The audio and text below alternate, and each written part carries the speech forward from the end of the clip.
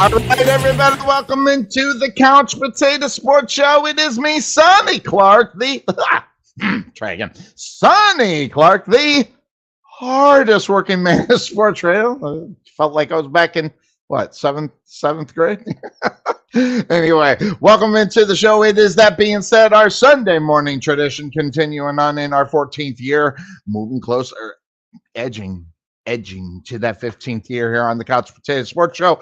And what we have done, matter of fact, guys, I was just this morning just chilling and relaxing before I had to go to the store last minute. That being said, I was listening to one of the shows that I did locally for the Rowlett area. And I actually sat, and before I knew it, I had listened to the whole hour and 20 minute show. I was like, hey, wow, I remember this when Rowlett had the tornadoes and tore up the town and stuff. It was really interesting to go back and listen to it years later. And it was, so I actually got caught up in, as my wife says, listening to myself talk. So, and that being said, of course, that's the name of this show. Hearing myself talk, if I wouldn't have done it with him, I would have been speaking with myself. I bring in the power. Yeah, and this is what he was known for. This right here. Yeah. Atypical cheap skate. Not cheapskate, but cheapskate. The one, the only. Podfather, how you doing? Good morning, my friend. I gotta tell you, I am very proud of that punch I threw on Travis there. But that was so sweet.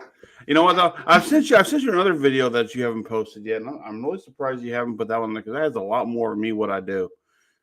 But well, this is the one you sent me for your intro. I know. But did you send me another one? Didn't say, hey, use this one for your intro? Well, I thought you just chose because it's me. But whatever. Wow, there it is.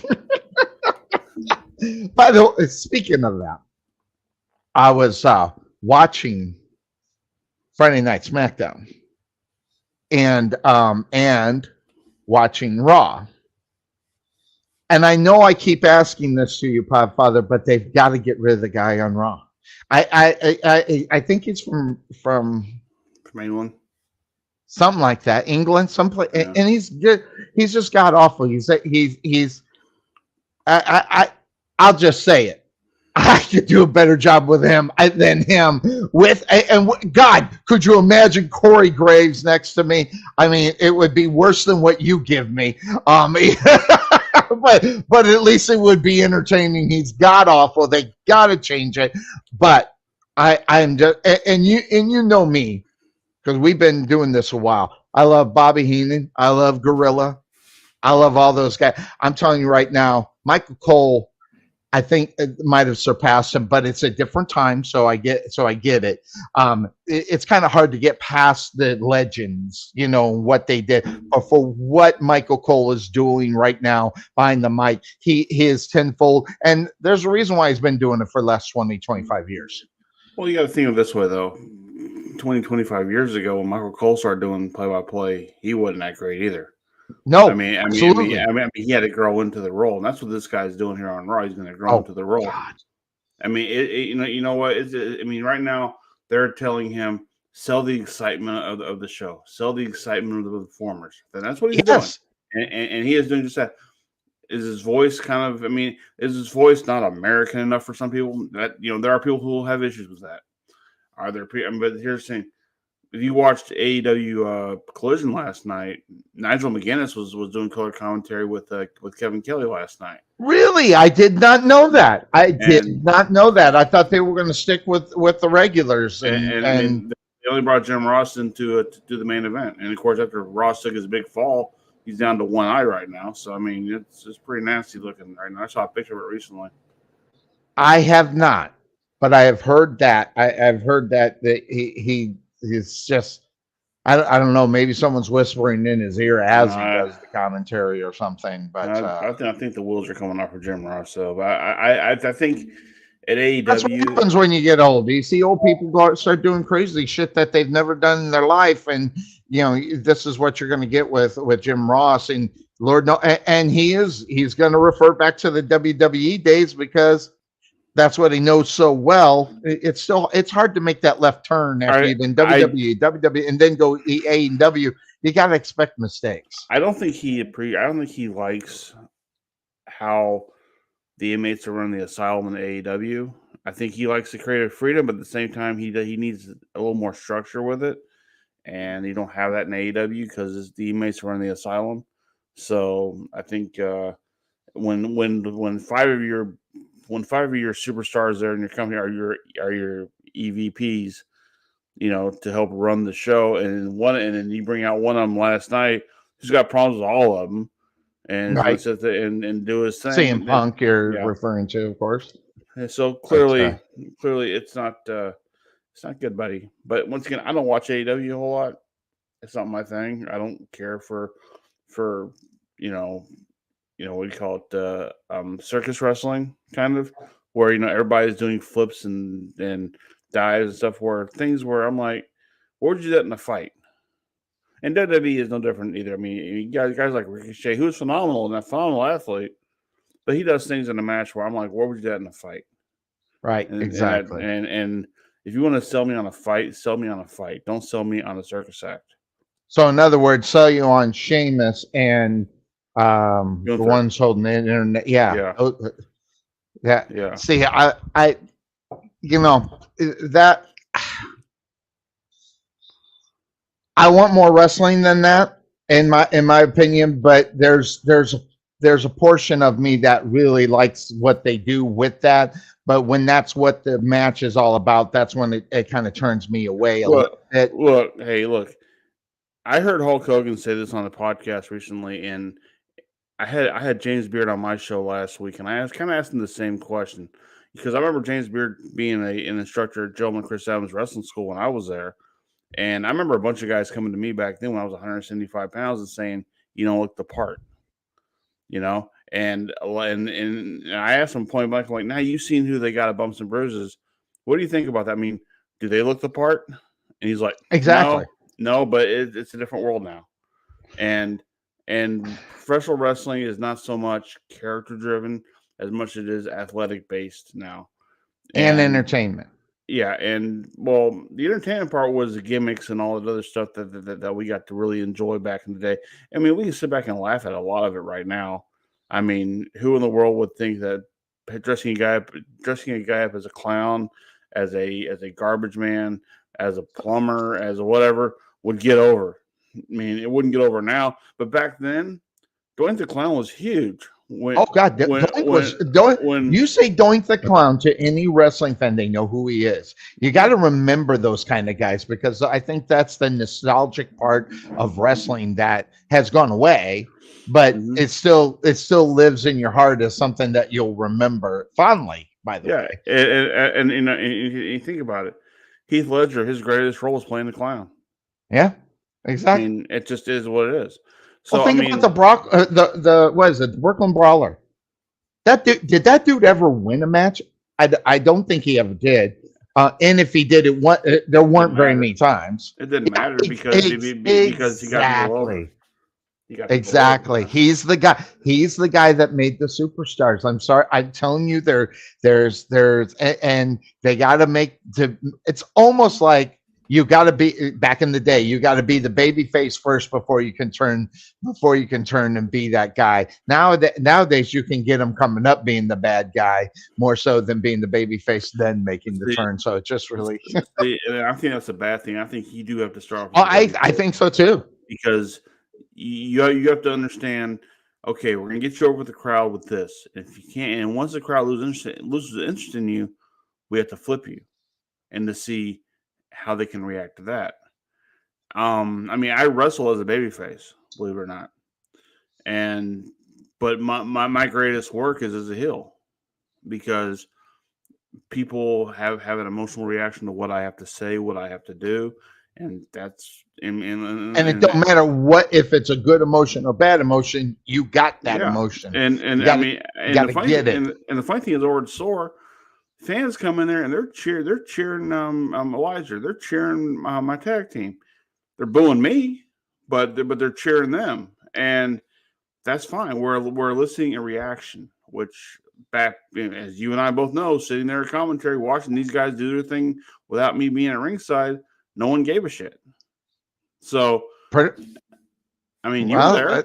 You were there. So, I mean, but both you and I saw firsthand how hard it is for fans to get off their phones, to start getting into the matches. I agree, 100%. And then once you, I remember pulling Elijah aside and saying, "Look, what are you doing in the match?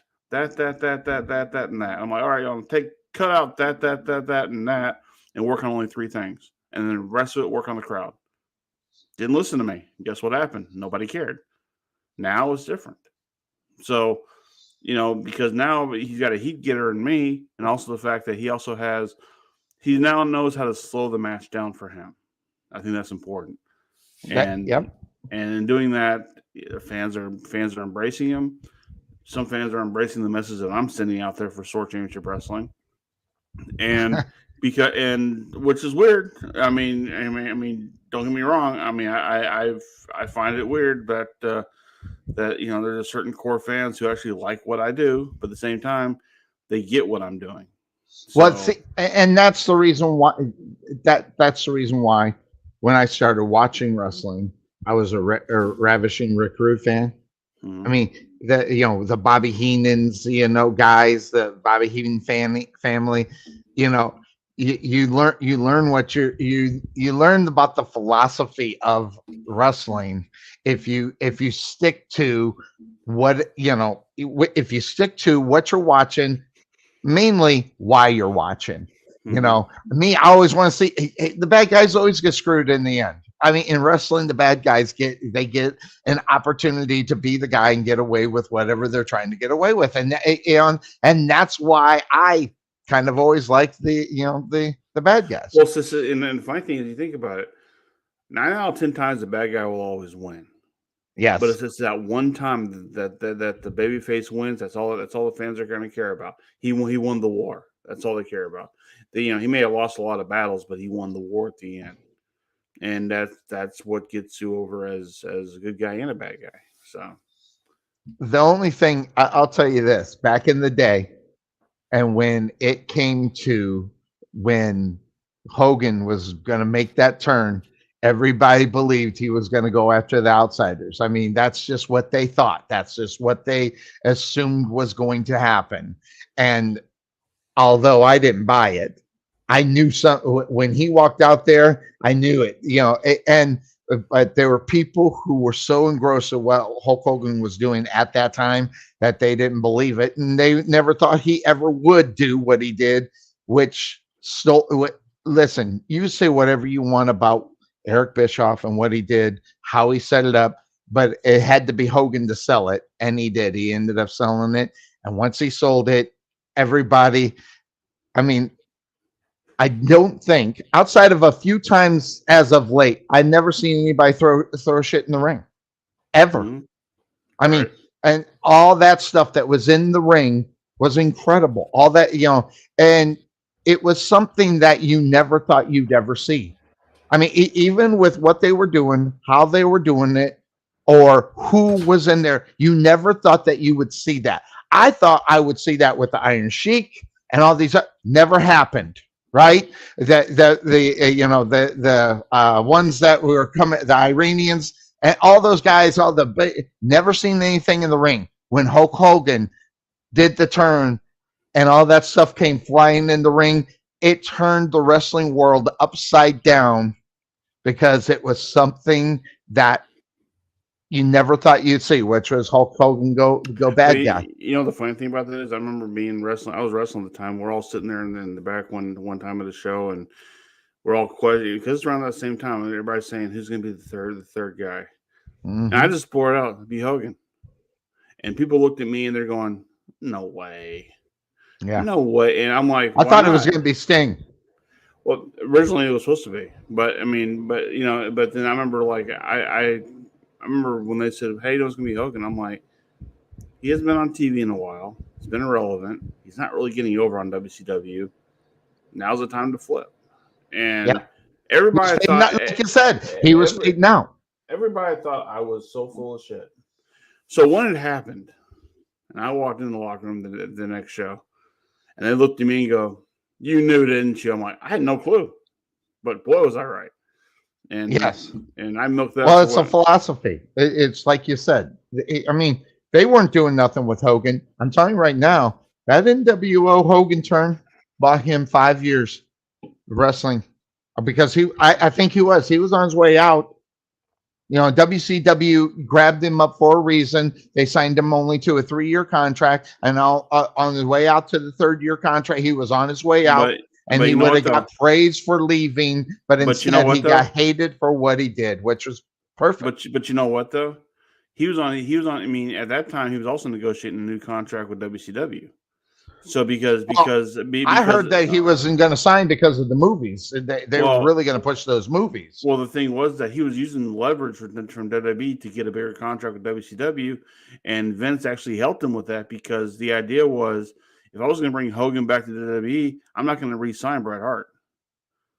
But then when he used WWE for leverage to get a bigger contract, Vince turned around and says, "Okay, Bret, we'll bring you back in," and that lasted not even a year. So I'll be honest. I never, after he left, I don't remember seeing Bret Hart unless it was a special occasion for him to come back. I don't remember seeing him. So I remember seeing him in WCW, and he bitches and moans a lot about how they didn't use him correctly. At the same time, you have to actually offer something in return and say exactly. Well, what about that? And Bret never did that. I mean, because Bret was Bret, and he never listened to. I'm going to tell you, and people can bitch about this all day long, but Vince McMahon made stars. And if he would fucking listen to him, he would have been a real star. Now, everybody, kind of liked him, but there was never really so much of an engrossing in Bret Hart. Bret Hart was an international sensation. Yes. He goes overseas, he sells it out. He comes here, the market struggled out here. Exactly. And listen, you say again, back to it. You can say what you want about Vince McMahon, but he makes superstars when he wants them to be that. And that was the difference. And I think, honestly, the backstory of all this in reality is that Bret didn't want to do what Vince wanted at the time Vince wanted it done. And that is the reason why we never seen what we could have really seen out of a Bret Hart. As far as, I mean, don't get me wrong, he was popular, but I mean, when his music hit, it wasn't like when these guys, come back and when they hit, even when he did come back over in WCW, it wasn't a big hit like you hear, like when Jericho came back, when, as many times as he did, even Kurt Angle, as many times as he came back.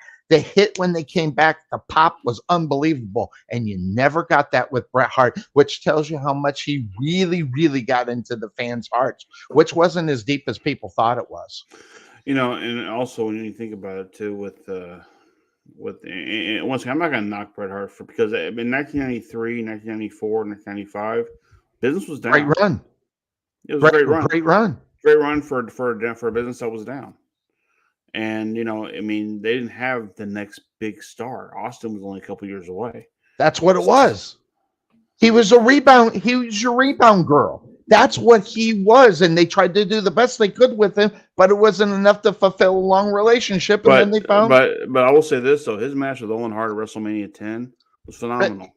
Yeah, listen, that is wrestling.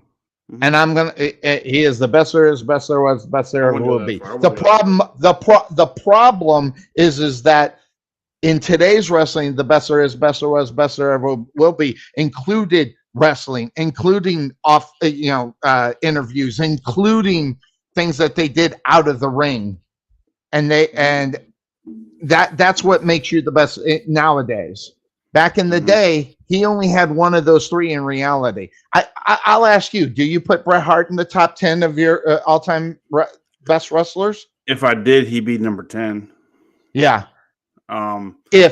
Because you're talking about as far as the overall package, Steve Austin, The Rock, Shawn Michaels, Hulk Hogan, Undertaker, Andre the Giant, Triple H, Kurt Angle. Yeah, I mean, Kurt Angle would be really high on my list. Kurt Angle will be number 9 for me. Shit, even Mr. Perfect. Good God! I mean, the guy says what you do out of the ring, and I'm not going to take anything away from him in ring, but out of ring, man, look, he just wasn't there. Hey, in the ring, Roddy Piper was a sloppy wrestler. But his promos were all over the place, but they got over. Yeah, because no one had on where he tore up the set. I mean, it's crazy. Hey, one guy left out, Randy Savage. Oh God, yeah. I mean, great promo, great wrestler. Now, granted, he had to really script out his matches a whole lot because he didn't trust anybody. Well, but that's just him, I'm kind of he's got to make sure that they're the right ones. You see, make sure the snake is devenomized. Have it bite you first, okay? Don't lift up your body before I hit the elbow drop. God damn it! but you're right. Yeah, I mean, there's so many. That's why I don't put. I don't even know if I put him top 15. You got to have, in order to be, in my definition, a great wrestler, you have to have the 1, 2, 3 punch. If you only got one of the three, you can't really do it because there's too many other people like a Roddy Piper that was horrible in the ring, but was sensational with the other two. So, I mean, Shawn Michaels, think about him. He had it. He had all of it. And never mind, the sex appeal of what he was, which brought the women to the wrestling matches. Guess what? How many of them today are bringing women to the wrestling matches? Right. It's not happening. But also, you got to look at this one with Shawn Michaels. Shawn had a knack for making other people. Absolutely. Bret Hart. Not so much. I mean, did he really make? Yeah, it's so hard to say with him because he, like I said, he was champion at a time when there were no really good solid villains. His brother was like the best one that he'd have to go up against. Davey Boy Smith to an extent was a good opponent, but Davey Boy was so jacked up that's a very valid point. Can't think of very many during that time that was willing to take the torch. The only other person that was there at the time with Bret was Shawn as a heel, and the thing is that, those two played off so well with each other, but you couldn't do it every month. Guy didn't even knock at the door. My package is here. Sorry. Keep talking. Hi, everybody. Welcome to the Couch Potato Sports Show here on every Sunday from 12 until 4. That being said, by Sonny Clark, the whatever he says he is. And, of course, myself, the Podfather, just guest hosting as I possibly can because, let's face it, people tune in to see me. Not the guy who suddenly materializes on the TV screen with Sonny right now. I'm back. Okay. Well, that was hard. But by the way, thanks for that 30 seconds. I appreciate that. By the way, I got a big announcement to be made on Offshoots TV here coming soon.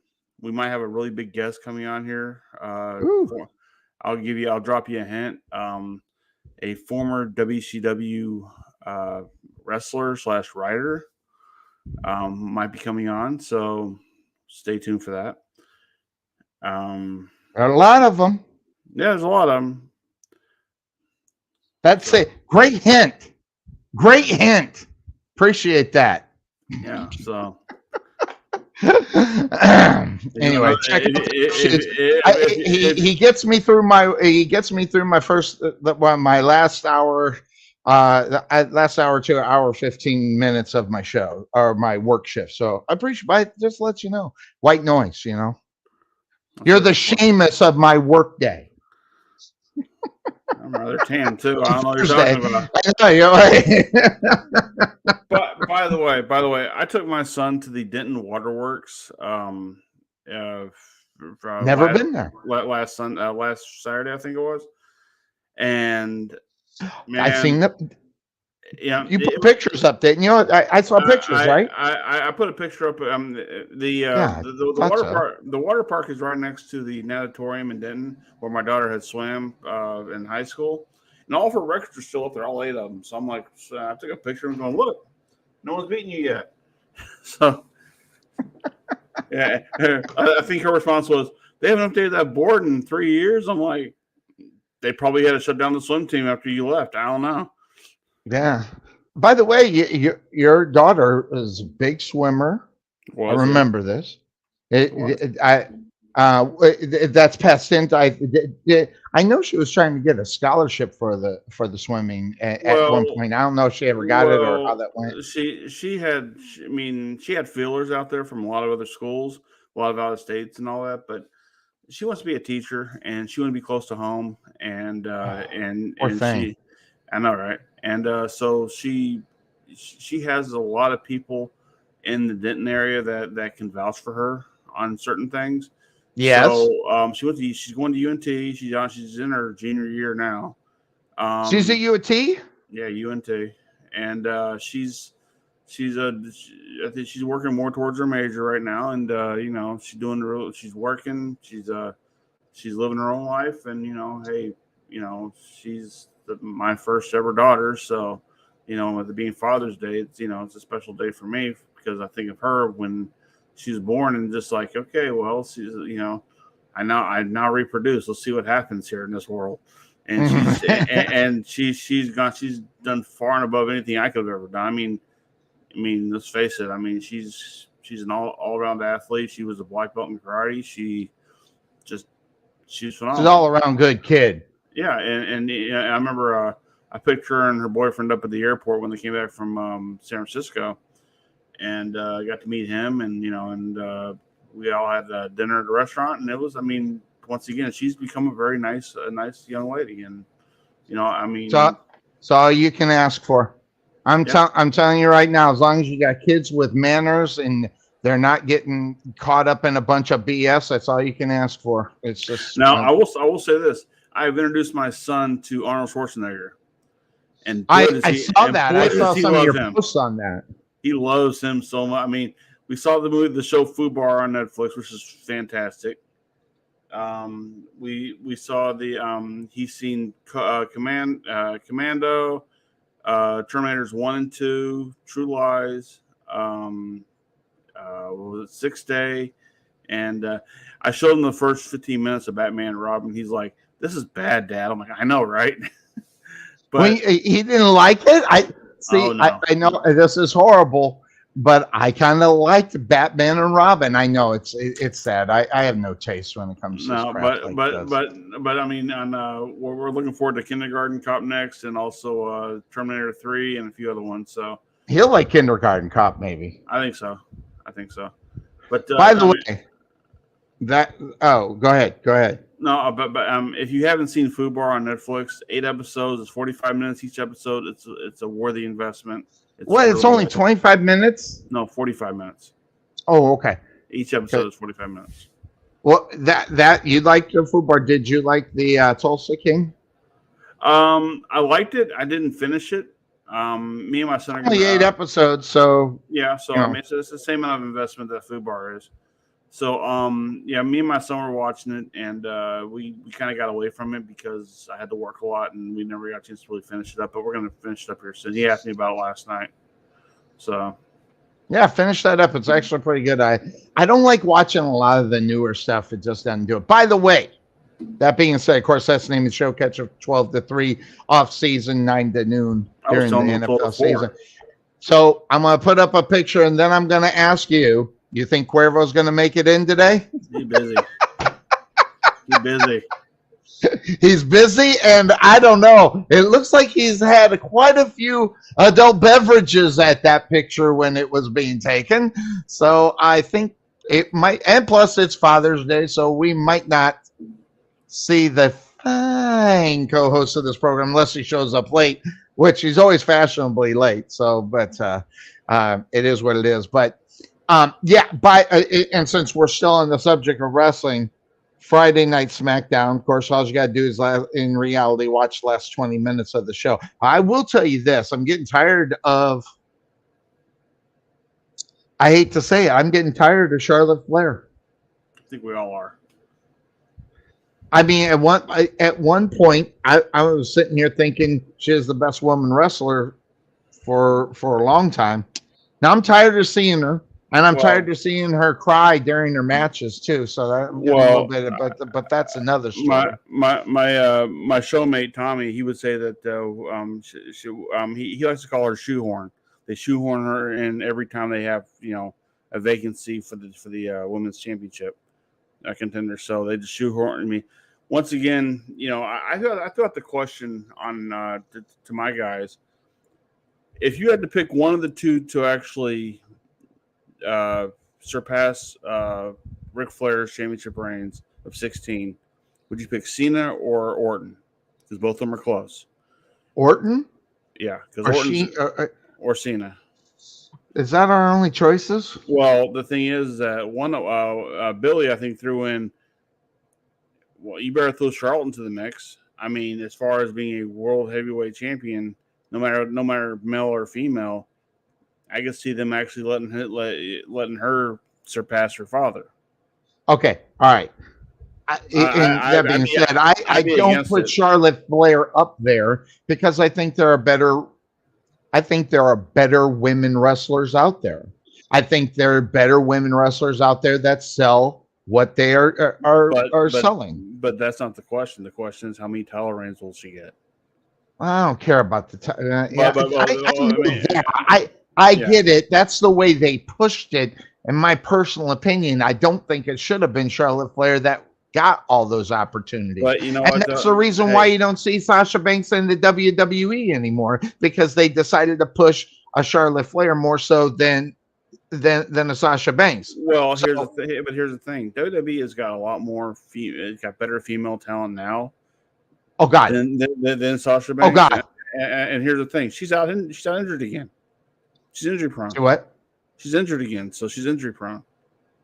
Well, say whatever you want about Sasha Banks. That woman can put asses in seats. No, dude, I'm telling you right now. I think I understand. I'm trying to see it with an open mind. But Sasha Banks, right now, I'm telling you right now, if Sasha Banks made an appearance on WWE, that roof will go off of the building if she showed up. Hey, give me Rhea Ripley any day of the week, because that girl. I will tell you, that girl is awesome. That girl is making moves. She is a generational athlete, unlike that division's ever seen. I think she has what it takes to become bigger than what China was destined to become. I agree, because China was put on the pedestal at one point. Well, yeah, they're putting more focus on women wrestling than they did with China, but still at the same time, I get what you're saying. She's got charisma. She's got the wrestling ability. She's got the three things that you mentioned, right? That Bret Hart didn't have. She's got all three of those things. Yep. And Absolutely. the thing is that the only thing that can ruin her is her. Yeah, I agree. Agree. And I think moving forward, I think she's being very smart about what they're putting in front of her. I think she's making good business decisions.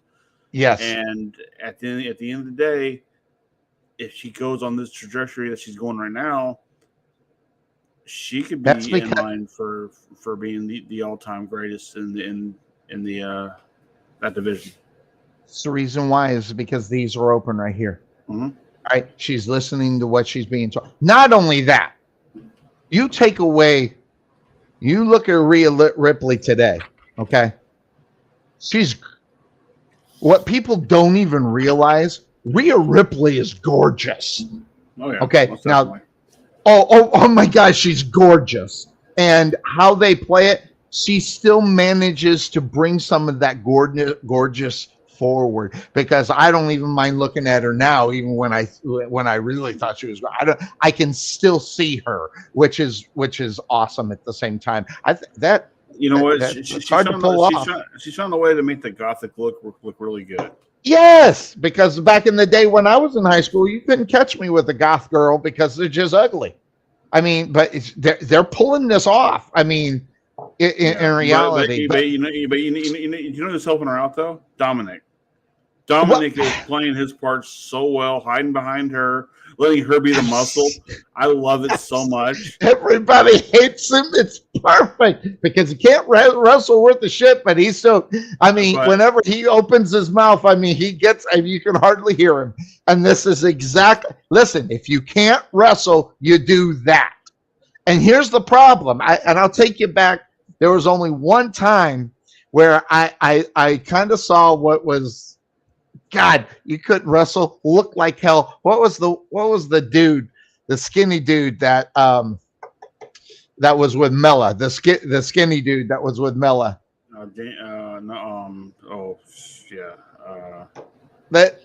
God, where he came out with Asuka thing and he took off the mask and it was him. I just can't remember his name.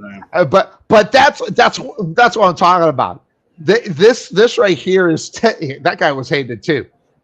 Dominic Mysterio is 10 times hated than that dude. And and by the way, I loved that guy. He just cracked me up. I just more the fact he was just such a weasel, and that's what it is. I mean, the guy Dom can't wrestle, but he sure. And by the way, Dom's not gonna sell you a ticket, but he might with everything else. He brings the emotion. He might not sell the ticket, but he can bring the emotion as long as the card is stacked a little bit around him. And that's why you have him with Rhea Ripley. And I'm telling you, it's almost classic how they're doing this in reality. You know what? I think he can't sell a ticket because of that. Because of everything you just said, that's why he's selling the ticket. I mean, right now you got Money in the Bank between him and Cody Rhodes for no particular reason. If you have that match, but here's the thing. You have currently who's selling the ticket to that match, though. But here's the thing, though. All the things that Dominic is doing to hide behind Rhea and to get into Cody's face, that's going to sell the match. Once again, it takes two to tango with this, right? Absolutely. I mean, look, WrestleMania 6, Hogan versus Warrior. It took both of them to bring in that audience, right? Right. Some were Warrior fans, some were Hogan fans. In one match, not the greatest idea to throw two babyfaces in the ring with each other, but it worked for what it was. Okay, so you have to look at it from this point. It takes one to dance with the other. Absolutely, and that's what they're going to do now. Well, hold on though. That Dominic match with Cody Rhodes is going to be the first one to go off. It's not going to be the main event. No, it won't be because it shouldn't be the main event. I mean, for one thing, right. Cody Rhodes isn't the champion.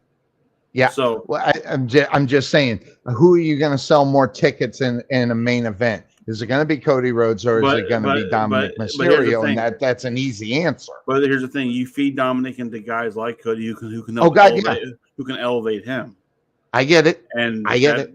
That's why I think the match makes sense. Now, the match might not be a 12-star match like Meltzer would put out there, but it's going to be overseas, so you never know.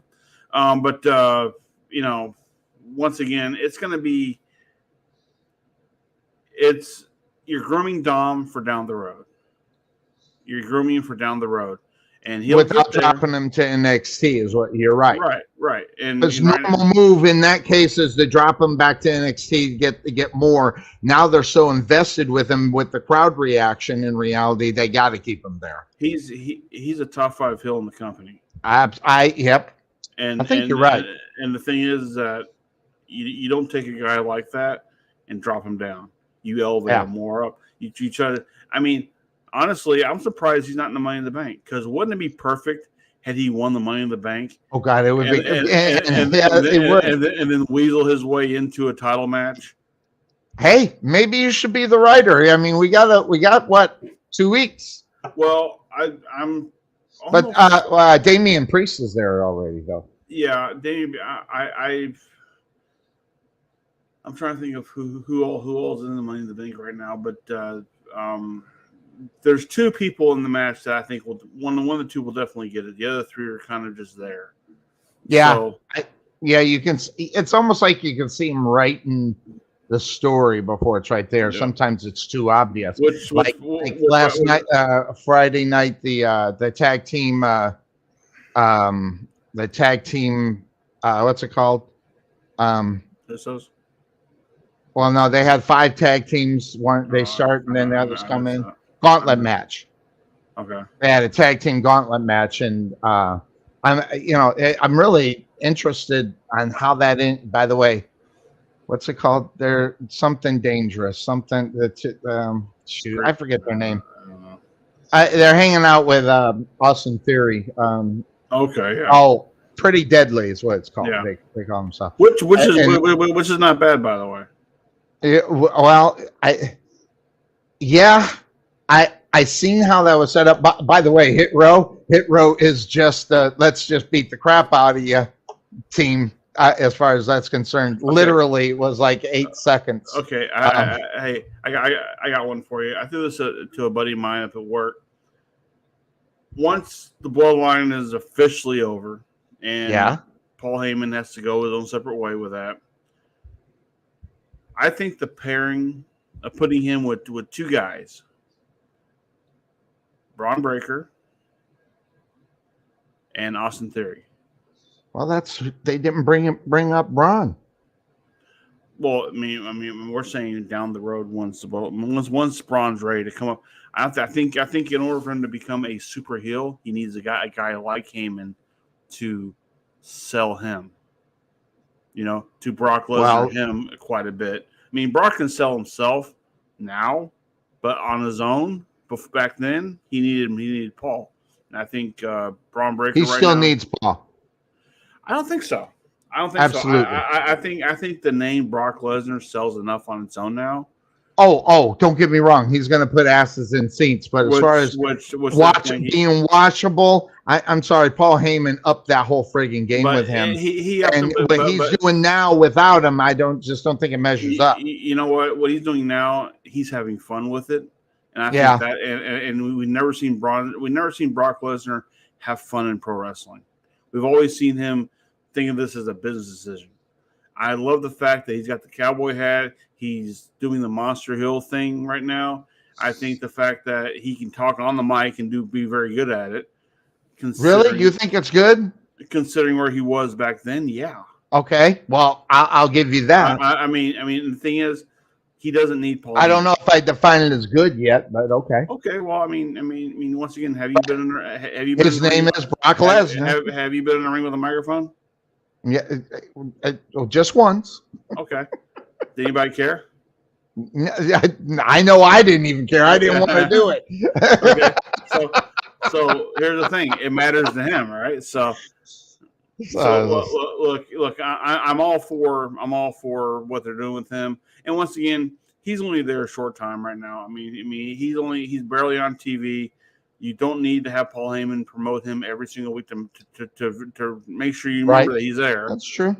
And I think at the end of the day, this is the best run he's ever going to have. As far I mean, he's been WWE now for what? For the last 5-6 years. Who? Lesnar. Oh, since he's come back. Maybe longer than that. I don't know. I don't think it's been longer than that. I think it has because we've seen him so sparingly over the last Maybe few that's years it. Might be it. that it's worked. It's worked. Oh God. I And mean, money. By the way, and if people don't think it's money well spent, you don't know wrestling. You don't know what's well, at the ticket box. I'm telling you here's right the thing. now. What you have is Mike Tyson back in the day. Well, kind of. Mike Tyson was not used every single show, every single No. boxing match. You didn't see Mike Tyson because he's a boxer.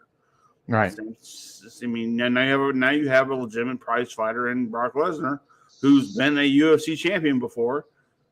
So clearly this strategy works for him.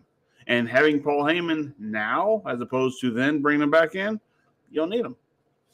So you think Heyman and a Braun Breaker And is Austin probably Theory. the way they should go? And Austin Theory. Yeah, I mean, Austin can talk. Don't get me wrong. Austin can talk. I was going to say, I think Austin can talk. I've listened to Braun Breaker. Someone needs to talk for him. So I think it'd be more Heyman more so than A-Train. But I think Heyman's involvement with Austin Theory will be the same as his involvement with CM Punk back in the day. Where he's just there to be the little extra carrot for Austin to use.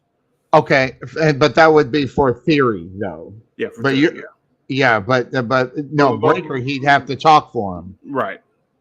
Because no offense against Breaker, he sounds just like Rick, and he needs to get away from that because Rick was never good on the mic in the first place. So you got to get him away from being on the mic in reality until he learns how to do it the right way. Per se. Now listen to us. So what the fuck? What the hell do I know about? But at the same time, I look at Breaker, and I think Breaker could use a Heyman, and it would work for him. But I don't think it would. But if he did it in the CM Punk way, yeah, that makes sense to me. I like that. But once again, it's only if Paul Heyman wants to do that. If he wants to do it, fine. Maybe the bloodline. He away from retirement. I mean, as long as he's having fun and he's making money and he's enjoying what he's doing, let's face it, we're seeing the best Paul Heyman now. And how much he needs it, and how much he needs the money. I don't think it's so much how much he needs it as much as does he like the creative part of what he's doing now? Is because I think he is more on tap of what was actually him now than what it was when he had to sit there and write for Stephanie McMahon, which he hated. So I think a lot of this now has more to do with the fact that he gets to make his own choices. He gets to do his own thing. He can write his own promo. So, I mean, doesn't he have creative control over his own character? Doesn't he have that? I'm sure he does because he understands the story,line and the basis of which they're going to Well, he understands the philosophy of wrestling than most people in the business right now. Which, I'll be honest, when he was doing the stuff on his, I thought he was a joke. Instead, he was that evil genius, in reality, which in turn probably saved the WWE as far as where they are now compared to where they were 10 years ago without him. Well, I mean, he definitely pulls it together. If you go back to when he ran SmackDown back in the day, by the way, which were good, they were much better than Raw at the time. Because I remember thinking to myself, Jesus, why can't they be more like SmackDown? And now I'm looking at SmackDown going, why can't they be more like Raw? And you see the difference. I mean, he had Angle. He had Edge, he had Benoit, he had Jericho, and he had Eddie Guerrero. I mean, he had a lot of guys on that show that, minus Benoit being what he turned out to be. The fact is, in the ring, no one can touch him. So absolutely. So I mean, he had that working for him on a show that was considered the B show. Think about that. It was considered absolutely. The B show. Yeah. Because Raw was number one. Absolutely. Which is the B show now? Is it Raw? Well, that depends on where you're calling it A or B or why you're calling it A or B. If you're calling for money, sponsorship, and everything, it's SmackDown. If you call it for quality, it's Raw. There's better wrestling on Raw than there is on SmackDown, just the way it is. Honestly, I think where they screwed up a lot was because because WWE owned WCW and ECW and had all this stuff. As far as the branding is concerned, instead of Raw and SmackDown, they should have had two different companies. we wouldn't have this belt problem that we're having now with all these multiple championships for the same company that make no sense. Whereas, you could have actually been, I mean, I know Vince didn't like WCW and he didn't like ECW, but you could have done better branding with that and actually make it a better show. Because AEW owns Ring of Honor. They could have had Ring of Honor Collision last night as opposed to AEW Collision, which is nothing more than a C show. Which they might as well have done, because it, like you said, it's the C show. In reality, if you put two of the D shows together and make it C, you'd been well. I heard, not just the reviews on that Collision, just what I read, it wasn't that great of a show. So I think if they would have brought those by the way, those Ring of Honor wrestlers are so friggin', they're just so entertaining. I mean, right. I actually like Ring of Honor. I don't watch it as much because it's hard for me to find it, but I do, I like it. But if you have the money to put on a wrestling show and put your AEW branding on it, you can still AEW brand it, but say, hey, this is our Ring of Honor show. And then you have a CM Punk in his hometown coming out there, getting a huge mega pop, because let's face it, CM Punk in New York, New York, Miami, absolutely, San Francisco, wherever else, does he get the same reaction? Don't know. So you do it in Chicago. Ring of Honor was huge up in that neck of the woods anyway. So the main event, you pitted FTR and CM Punk versus Samoa Joe and whoever else they had. Once again, a lot of Ring of Honor guys who could definitely do their thing. I think because everybody gets so bent out of shape, like Vince and even Tony Khan, and go, it's got to be our brand. It's got to be WWE. It's got to be AEW. It's got to be. I think they hurt themselves. I agree with you. I mean, but we own all this. But we're not going to just use a lot of. I mean, think of it this way: what if WWE had Monday Night Raw, then WCW Nitro on a Thursday or Friday, because they own the brand of it? No, it would take the place of SmackDown, because because SmackDown was the Rock show. Oh, back in the day, I was going to say okay, but they couldn't do that now. But okay, I get it. Yeah, okay, and then you built up the WCW Championship. You built up the. I mean, every brand stays where it's at. Then, if you want to come together and do a big supercard WrestleMania, and you do champion versus champion and whatever else, Intercontinental Champion versus U.S. Champion, and both tag team champions going at it, it'd be something to build up for the year. But I think that might have been right, but they didn't do it. I mean, hell, you own the branding rights to all the pay-per-view names: Super Brawl, Starrcade, Great American Bash. They've used a few of these already. Oh, I agree. But and the thing is, you could also do it. You only did one of them, War Games, right? I mean, in reality. Well, I mean, they did Great American Bash for a few years, and then, and they dropped off of that. I remember that. I was like, why aren't they doing the Great American Bash? But here's the thing: you can also take that and go, okay, WWE, you're only going to have Royal Rumble, WrestleMania, maybe King of the Ring, Survivor Series, and I mean, you do your basic 4 or 5 a year. Then WCW, you take your 4 or 5 a year. And then in between, you do little spot shows, your Clash of Champions, your Saturday Night's Main Events, your whatever, to build up for down the road. Maybe you do your Hell in the Cells and your TLC matches on those other shows, and not brand them as a TLC show or that Money in the Bank, but you do them on those to make them special. At WCW, same thing with your War Games and your whatever else. Just do them on certain Clash of Champion shows. I think they could have done a lot more with that, because because they had the brand. But Vince McMahon, God bless him, he loves to think that he's won. Yeah. And because of that, ego. It's all ego. You have to have ego on this. Well, you have to. There's a difference between a Vince McMahon ego and a LeBron James ego. And that difference is the man owns this shit. He owns this shit, right? So LeBron is a player. So, having an ego as a player, that bothers me. But as an owner, hey, I get it and I understand it. But no, that being said, I'm going to throw you a curveball. Okay. I'm going to throw you something that you don't know anything. Well, you might know a little bit about it. I know it all. Go ahead. Yeah, the Podfather knows all, right? Yes. What does MLW need to do in order to get to be seen? Because it's not. But I'm going to tell you right now, I go back in the day, and I go back to TNA. Had some of the best damn wrestlers I've ever seen in a ring all together at once.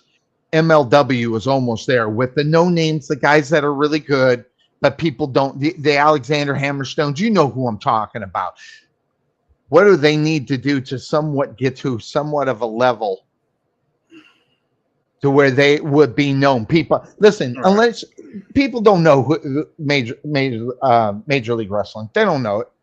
Mm-hmm. They need to figure out a way to get known. How do they do it? Well, first of all, they need to draw a rating point on reels. Okay, they need to have people tune into reels to watch them, so other markets can look at that and go, "We need to take this and make it a bigger brand." And now,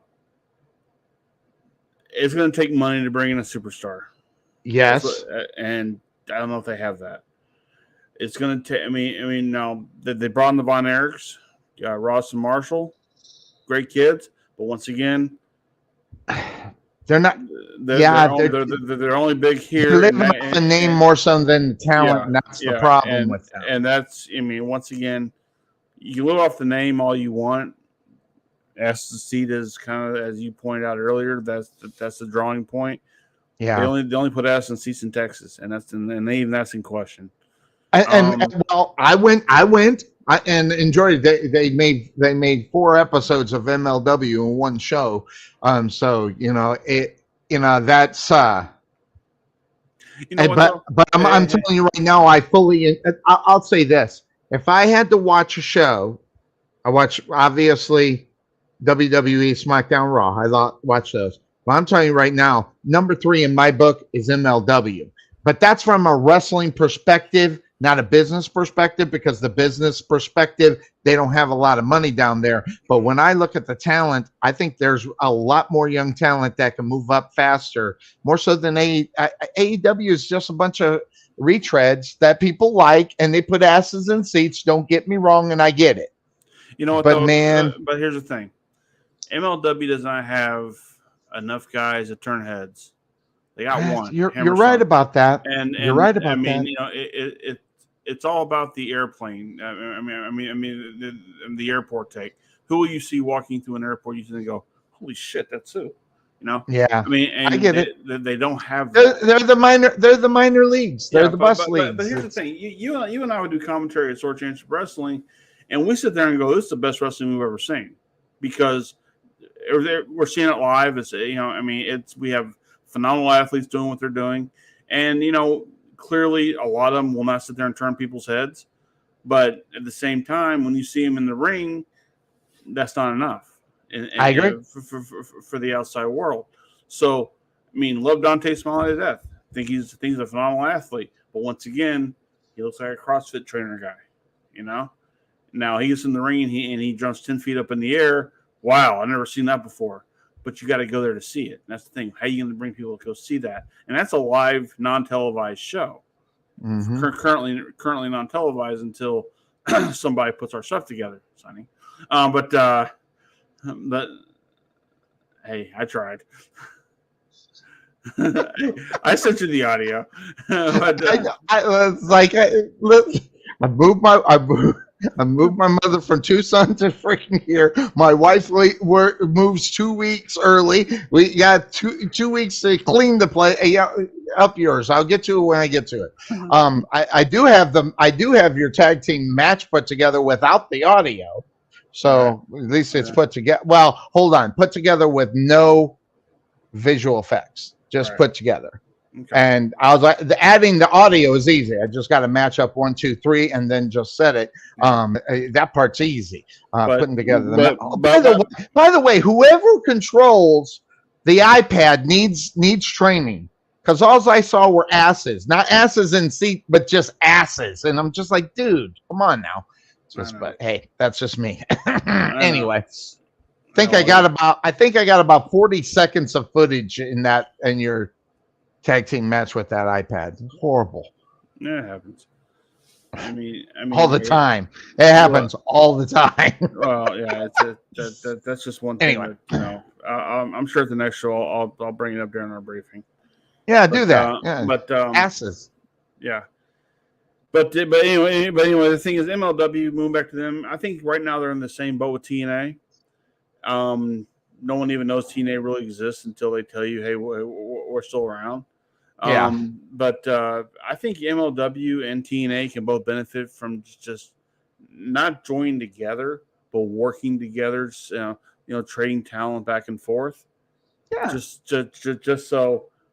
so you're getting new audiences, new faces, and that person's growing, kind of like an AJ Styles, growing their brand from outside the bigger companies. So down the road, they can move. See, the problem with AEW is Tony Khan is a New Japan mark. Okay. And he is very, and I'm sorry, I know there are people who love New Japan wrestling. I get all that. It's very niche-y. It's not for everybody. No, I don't watch it. I love wrestling, and I don't watch it. But here's the thing: Tony Khan needs to realize that's not the only thing that's out there, And you can have your Jerichos, who, by the way, I'm sure he's having fun. He's having a blast. He had a chance to be in the ring with Sting not too long ago. Sting, who's like 70 years old right now, he's still doing his something thing. Like that. So, kudos to him for still wanting to be a part of it. But at the same time, you got to think of this way. How are you going to grow your brand when these guys leave? If you're going to do it based off New Japan guys, good luck with all that. WWE will wipe the floor with you because they got superstars. That's the reason why they depend on the retreads. Yeah, and the thing is that because they can't develop their own talent. Listen, the NXT brand, when they do their listen, I'm telling you right now, the NXT pay-per-views, they're dynamite. They're sometimes better than what WWE the WWE main roster does. I mean, sometimes I'm sitting there watching these, going, God, I think I'd rather watch this. Know what, though? I think as of late, after Triple H took over creative control in WWE pay-per-views have been skyrocketing beyond what they were. Oh, they have ran the show. So, and the thing is, I think NXT is running a step behind them right now, in a good way. Because you don't want to have your developmental brand overshadow your main brand. I agree with you. And by the way, they were. Yeah. Or even that, put it this way. They were making the next night pay-per-view having to be balls to the wall because they had to beat them out because that show was damn good. And think of it this way. Look who's running both shows. Triple H on the main brand, Shawn Michaels on the developmental brand. Yep. And these are the guys that went outside of the boxes of Vince during the days where Vince just finally said, "Just go do it. You're going to do it anyway." So yeah, I think they got the right people in place to do. I agree. And you know what? Although I'm seeing too much of Shawn Michaels on NXT, so I'll just say that. That's fine. But you know what though? He can do that. Because he's Shawn Michaels. So he's Shawn Michaels. I mean, if we saw Steve Austin on TV a lot now, will we sit there and be bitching about it? No, it's Steve Austin. So because Steve Austin you can watch. Yes, and Shawn Michaels. In fact, he needs to get back to his interviews. He hasn't done one since Sami Zayn. Yeah. I mean, he needs to get back to his interviews. I miss him. I love the inside of those, by the way. Yeah, he's busy touring the country doing shit he's never done before. So I mean, the Steve Austin Experience, I think is what it's called, right? Well, the where he takes on whatever it is. It's on A&E. It's actually a good show. I saw him recently where he went to do a flight simulator. And damn near crash the simulator. I saw the advertisements, right? I didn't actually see that show. One where he bowled in the senior league, which he had never done before, and he had fun. I mean, once again, he's having fun. I mean, he's doing what a lot of guys in his position should be doing. You have a name; it's very marketable. Go make some money with it because you've earned that right. And you know what? I mean. Broken Skull, the Broken Skull Challenge, I thought was phenomenal when he ran that for a while. I never saw the other one that he did. But I mean, he has TV persona about him, and I think that's going to work out well for him eventually. But don't we have football? I liked him better on Tough Enough. I really did. I liked him on Tough Enough because he still maintained the Austin persona, but was putting the points across about wrestling as Steve Austin, which to me I thought was fantastic TV. I heard of this one stand-up comedian's. I saw this thing recently. He's like saying, "I love professional wrestling," and people say it was fake.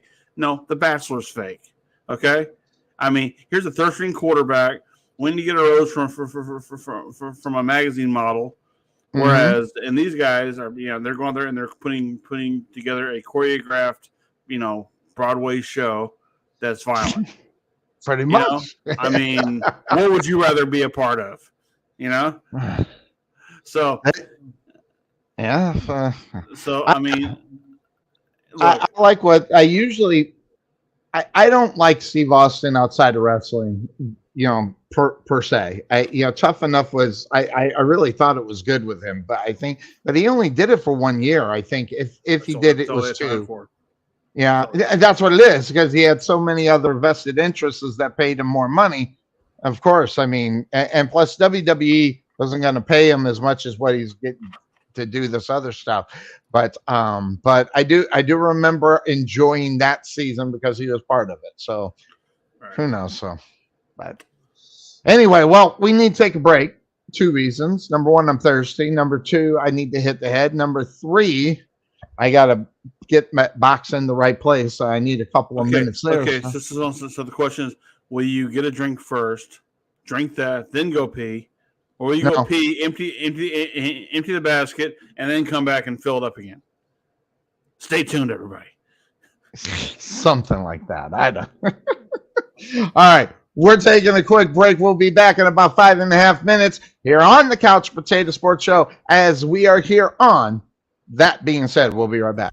At Wesson General Contracting Incorporated, we're your one-stop shop for all your general contracting needs. We are locally owned and with over 20 years of experience, so roofing, gutters, sidings, fence staining, painting, foundation problems, or roof damage are no problems at all. Give us a call at 214-200-5588. That's 214-200-5588. Wesson General Contractors. The prospect of retirement can be exciting and scary at the same time. At Nest Egg Wealth Advisors, we have found many people either approaching or currently in retirement fail to truly maximize some of the benefits offered to them, primarily Social Security. What is it? How does it work? It's simply not a benefit that you start receiving at age 62. Because these decisions are so important, my firm has assembled an informational packet on Social Security. If you would like a complimentary copy of Social Security Maximization, please give our office a call today at 972-412-6064 or visit us on the web at nesteggadvice.com. At the Jerry Bullet Training Center, we are a motivated team of coaches with the mindset of helping you achieve and reach your highest goals.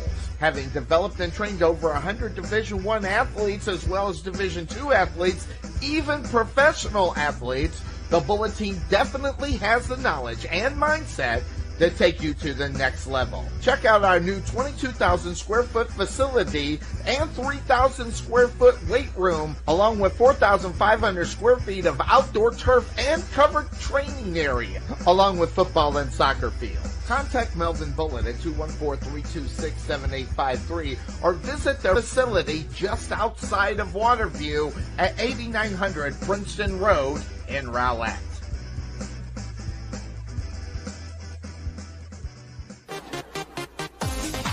Being taken for a ride? Check out Casso Insurance, serving Texans since 1981. Bundle your home, auto, or business insurance and save a ton. Casso Insurance on the corner of Main Street and Rowlett Road, where we make insurance fun. Or check us out on the web at CassoInsurance.com, where we always have the coffee pot on. Yeah, but is it fresh?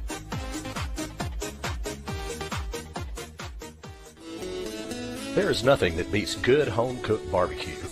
Since 1941, Dickey's Barbecue has done all the cooking and you take all the credit. Come see us today at our Rowlett location, 5701 President George Bush Turnpike, Suite 110 in the Target Shopping Center. Whether you want to eat in or take it home, we will fix you up. For lip smacking, rib tickling, knee slapping, foot stomping, great tasting barbecue, come see us at Dickey's Barbecue today. Here at Fit Body Boot Camp, located in Saxe, the solution is here.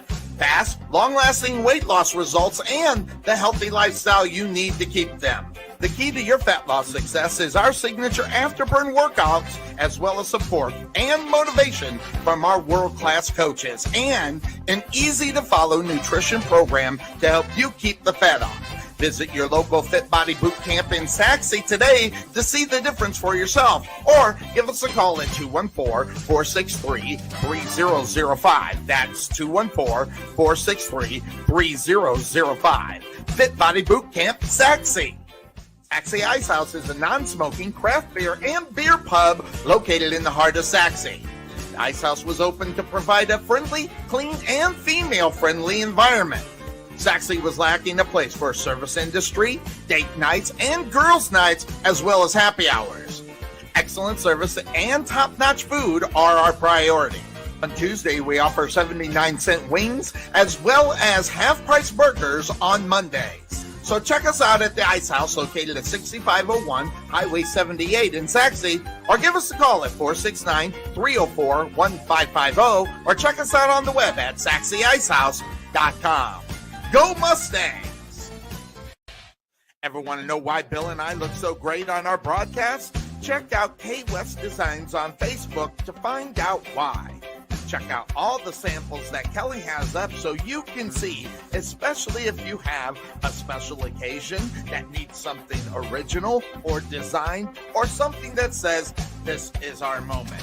Check out K West Designs on Facebook or give Kelly a call at 469-601-5856. That's 469-601-5856. K West Designs. Rich's Performance Muffler and Auto Care has provided complete auto repair services to the Wiley area since 2003.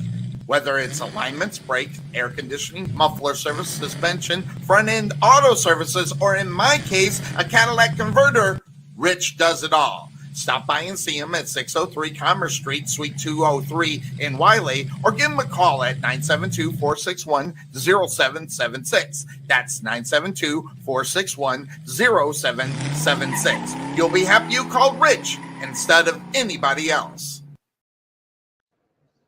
We are back here on the Couch Potato Sports Show. Usually do an intro, but I was stirring my coffee. You do realize that during the commercials you left my sound up, right? Oh, it mutes automatically. Why? Were you cursing? I was wanting to, but no. It still says everyone can see and hear you, and that was during the commercial thing. So I don't want to say anything during those because, I was sitting there going, God, Sonny likes to hear himself talk a lot, doesn't he? God, give someone else a chance to cut a commercial for you. Come on, anything. Hey, no, it's my show. Apparently.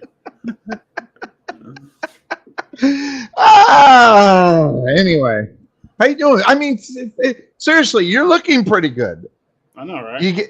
It looks like you got some sleep. Looks like, but you did it overtime this week, or was that last week? That was last week. Well, no, I mean, I have the luxury of the 5-day weekend this weekend because tomorrow being Juneteenth, and that's a scheduled holiday day off for me. So I get paid 8 hours of that, but the problem is I work 14-hour days, so I have to make up 6 of those hours there eventually. Other than that, or those still or you work 3 days. I work right? 3 days, 16 is what I work. Well, I'm going to tell you right now, at my work, if I could do that, I would do it. I'm telling you right now, I can get into the idea of just doing nothing for 4 days before I got to go back to work. It's funny because when people hear this, they're going, "Oh man, 4 days off, you got to enjoy that." It's the grind of the 3 days that I have to do, and once again, it is. once again, I volunteer for additional hours for the built-in overtime. Right. But once again, I mean, I like where I work. I like people I work with, and do I like what I do? It can be in question, but I mean, at the same time, it's like I get to go to a place and make money, and then come home and sit on my couch and watch TV. By the way, I opened up. Are you familiar with the website Letterboxd with the D at the end? Can't say that I have. Okay, it's a site you can go to, and you can put in. It has listing of all the movies that are ever made, and you can sit there and go. What's it called again? Say it again. It's called Letterboxd. Like Letterboxd with a D. I know what AMBC is. That's what I thought maybe. No. So anyway, you go on there and you say I watched X amount of movies for how many years? I have over 1,000 movies that I've watched, right? And you go back and you can rate them in a 5-star deal, depending what you thought about. Then you write a little review, and people will follow you on that. It's a social media thing. And so I started doing that these last couple of weeks, and then I think real quickly. I was able to put my Flash review up there recently, but let's see here. I have over. I'm sure everybody wants to hear this. I have over 1,140 movies I have watched. I have over 254 reviews, and like one sentence reviews, like fun movie, good times. I wish I had the last 5 minutes of my life back after watching this movie, kind of stuff. But it's a fun thing to do. It's a time-consuming thing, and the fact that I have damn near every streaming thing in my house, I can go back and watch. Like last night, I tried to watch the movie Hoffa with Jack Nicholson and Danny DeVito. Couldn't get into it, but I gave it a shot. I mean, it was on my watch list, so I wanted to watch it because it's Jack and it's Danny DeVito, and just didn't do it for me. But once again, I can sit there and say I've seen the movie, give it a 2-star. Didn't hold my interest, and then just right. So it one was for the Die Hard 4 movie, the one where he fought the whole cyber terrorism. Right. And I went back and rewatched it recently, and I'm like, this is a better movie than I remember it being. And I went and watched part 2 and part 3 and part 4, and I'm like, okay, now I can't watch the 5th one. The 5th one's awful. But I mean, it's like I saw it in the theater and it was god awful. But I mean, it's fun to go on there and just kind of throw out your opinion because it's your opinion. I'm not trying to be anybody's best friend on the whole thing. Like saying, it just didn't do it for me. So, and like when Flash came out, I'm like, wow, the cameos blew me away, and I really enjoyed this movie. So, do people respond to your reaction to the movies and stuff? I got a bunch of likes. I had one person said, "I really like the movie." I'm like, okay, good for you. So I mean, it's fun to have, it's a place where you can actually review your own stuff that you're watching, and I have fun with it. If those want to follow me, it's at. Let me see if I can get that. Damn it! Oh, damn phone don't want to work. Okay, let's see here. What is my name on it? Just look for Trey Mack on Letterboxd, and give me a follow and see what I watch. If I followed everybody with everything that they freaking did, I would never do anything else in the goddamn day. It's amazing. It's just like. Well, but you should follow me though, sir, because face it, you do better with me around. Okay. Is that what it is? Would you have been the voice of Sword Championship Wrestling had I not been? Listen. Okay, I don't give you a lot of props. I mean, he could have put you with Andy. You are. He could have put you with Andy. All right. Listen, I'm just gonna. I'm telling you, I kind of told them. I said when I kind of reached out to AEW because I wanted to do dark. Yeah.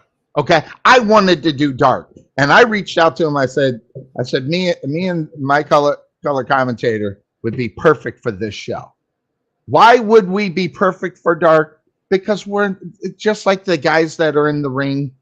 The squash matches, we could have made them more fun because I remember watching these. I'm like, and don't get me wrong, I love Taz. Okay, Taz needs. I wish I watched more of AEW because I don't even know what Taz is doing, but I loved him when he was doing commentary in in WWE. Loved it. So, and I know he's doing it on AEW, but I like you don't watch a lot of AEW. It's more in the fact that I know these guys' games. I know what these guys are going to do. Hell, Ricky Gunn or Bart or Gunn, whatever his name is, Billy Gunn. Billy Gunn is still doing the same things he did 30 friggin' years ago. I'm just, I don't need to see it anymore. Maybe that's it. I don't need to see that anymore. I need something else that will drag me in. So, but all right. So before we get into what I prepared for the show today, this is all ad lib, by the way, guys. We just roll with this. So who is one wrestler from, and I don't know if you know the Tough Enough series. Do you know that series? I'm familiar with it. Okay. Who is one of the people that were in Tough Enough that you think didn't get a real chance or the real opportunity that might have or should have deserved it? I have one that comes to mind. So now, if you want me to go with mine, so where you think about it, I can. Yeah. Who's yours? My guy that I wish that I would have got to see more of. He needed to tone down to where he is now. So are we talking guys who won, or are we talking about just in general? Okay. On Tough Enough, my guy that if he looked today like he did when he was in Tough Enough, he would have been a WWE superstar and a big one. Jeremiah Riggs. Okay. And I don't know if anybody knows who he is, but I love this guy. I actually interviewed him about 9 years ago. Love him, loved everything he was about. And he reminded me, as far as this character were concerned, of he was known as the Pitbull. That guy, he was like with the for lack of a better word, redneck deal. Crap, I cannot remember his name, but he reminded me of that, but a taller version of him, Jamie Noble. Jamie Noble. So he reminded me of him now. So if that was the years back when he went through it, which this was what, 10, 11 years ago when Jeremiah Riggs was on there, he would have been a taller, more physical Jamie Noble. And by the way, Jamie Noble, there's another one that's under friggin' rated. That guy can wrestle. And he's a great wrestler and played within his character very well. But Jamie, I think Jeremiah Riggs, I think, was a guy that I wish would have got opportunity with the WWE. But he had that, with those young wrestlers, how they got the baby fat. Right. He had too much of that in reality, because if he looked like he did now back then, that guy'd be a superstar, I think. I'm going through the list of all the contestants they've had on here, and a lot of them are really catching my eye. Okay, Martin Cassius. I've got to watch him work in a few shows that we did at Texas Pro Wrestling and also at DCW. Mm-hmm. Matt Cross, we all know him from. Yes. He was a part of it. There are a lot of guys that are part of it. Crazy amount of people. Matt Morgan was probably a guy who could have been the next big thing. Well, I know the story behind that. That's a PD. That's a performance enhancing drugs thing going on there. He wouldn't get off them. WWE wanted him off them. He wouldn't do it. So that's why he was in TNA. I love Matt Morgan. Mm-hmm. They called him the Blueprint, right? Is that what that was his nickname? Yeah, I loved him. And that was the day at TNA. I loved that TNA era back in that day. Wow, the Boogeyman came from there, huh? Wow. Well, lots of big names. I mean, I'm looking at it here and I'm sitting there going, the ones that did make it. I mean, guys like The Miz, John Morrison, let's see here, Shad Gaspard, Sylvian Grenier, Christopher Nowinski. Yeah, which he's doing more good for society than he ever could do in the ring. Absolutely, I've been At one point, I was emailing him once a week because I wanted to do an interview with him. I couldn't get it. This made me angry. Here you go. There's one girl that Alice Velez. I think she works our Sword Championship Wrestling show recently at Sword Mania. So anyway, and ODB was there at one time. Wow. Yeah. So one dirty bitch, but her name. She has a food cart, right? Oh yeah. Yeah, she has a food. I follow her. I love her. She cracks me up. She takes her food cart, everywhere and to wrestling promotions and stuff. So, Sonya Deville, who's currently on SmackDown. Yes. Sean Davari. Kelsey Green. Kelsey Green.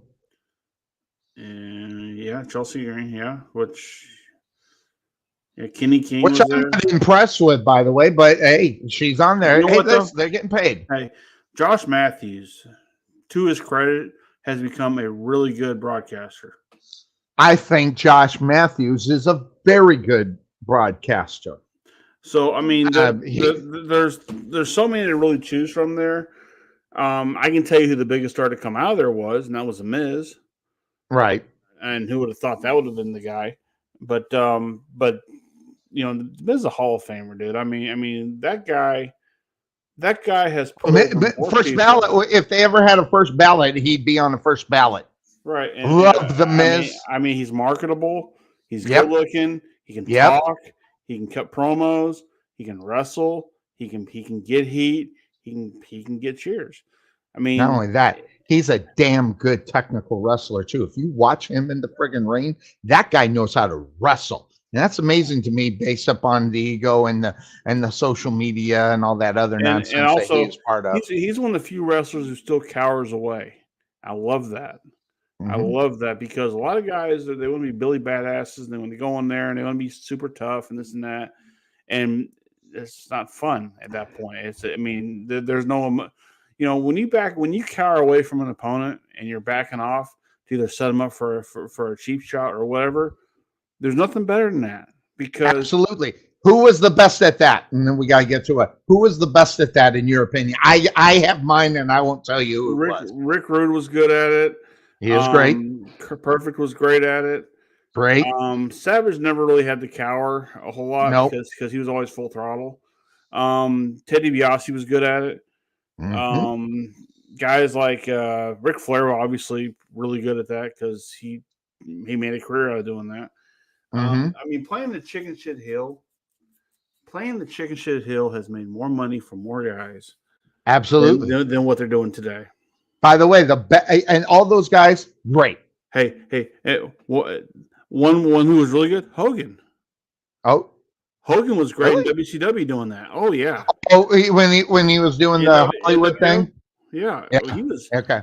The fact that he did that to Jay Leno is the funniest thing I've ever seen. And by the way, what a horrible match! By the way, I don't care. I don't care how horrible it was. It was. Well, no. It was where was that? That was in friggin' Sturgis, for God's sake. Horrible. And I know Jay Leno's history regarding. I get it, but that would have been much better. Not at Sturgis, for God's sake. Those Sturgis shows were a Bischoff thing, so I ain't worried about that. Now, the best beggar in history of wrestling. Shawn Michaels is good at it too, by the way. But the best, and you're gonna hit yourself because you didn't think of it. Okay. The best beg off in wrestling history is from Pretty Boy Bobby Heenan. I'm telling you, he mastered it. In fact, it might have been invented by him. I'm telling you right now, when I was a little guy and I was not fat, but even a little short, I was watching Pretty Boy Bobby Heenan wrestling. Now, folks that don't get on YouTube, there might be a few.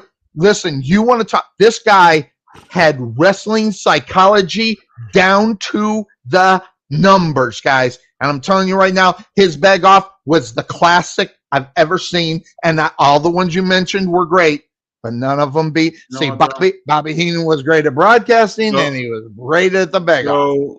Go watch Nature Boy Buddy Rogers. He was really good at it too. Well, no, Buddy. Well, interestingly enough, I've met Buddy Rogers. Oh, yeah? And you have too, haven't you?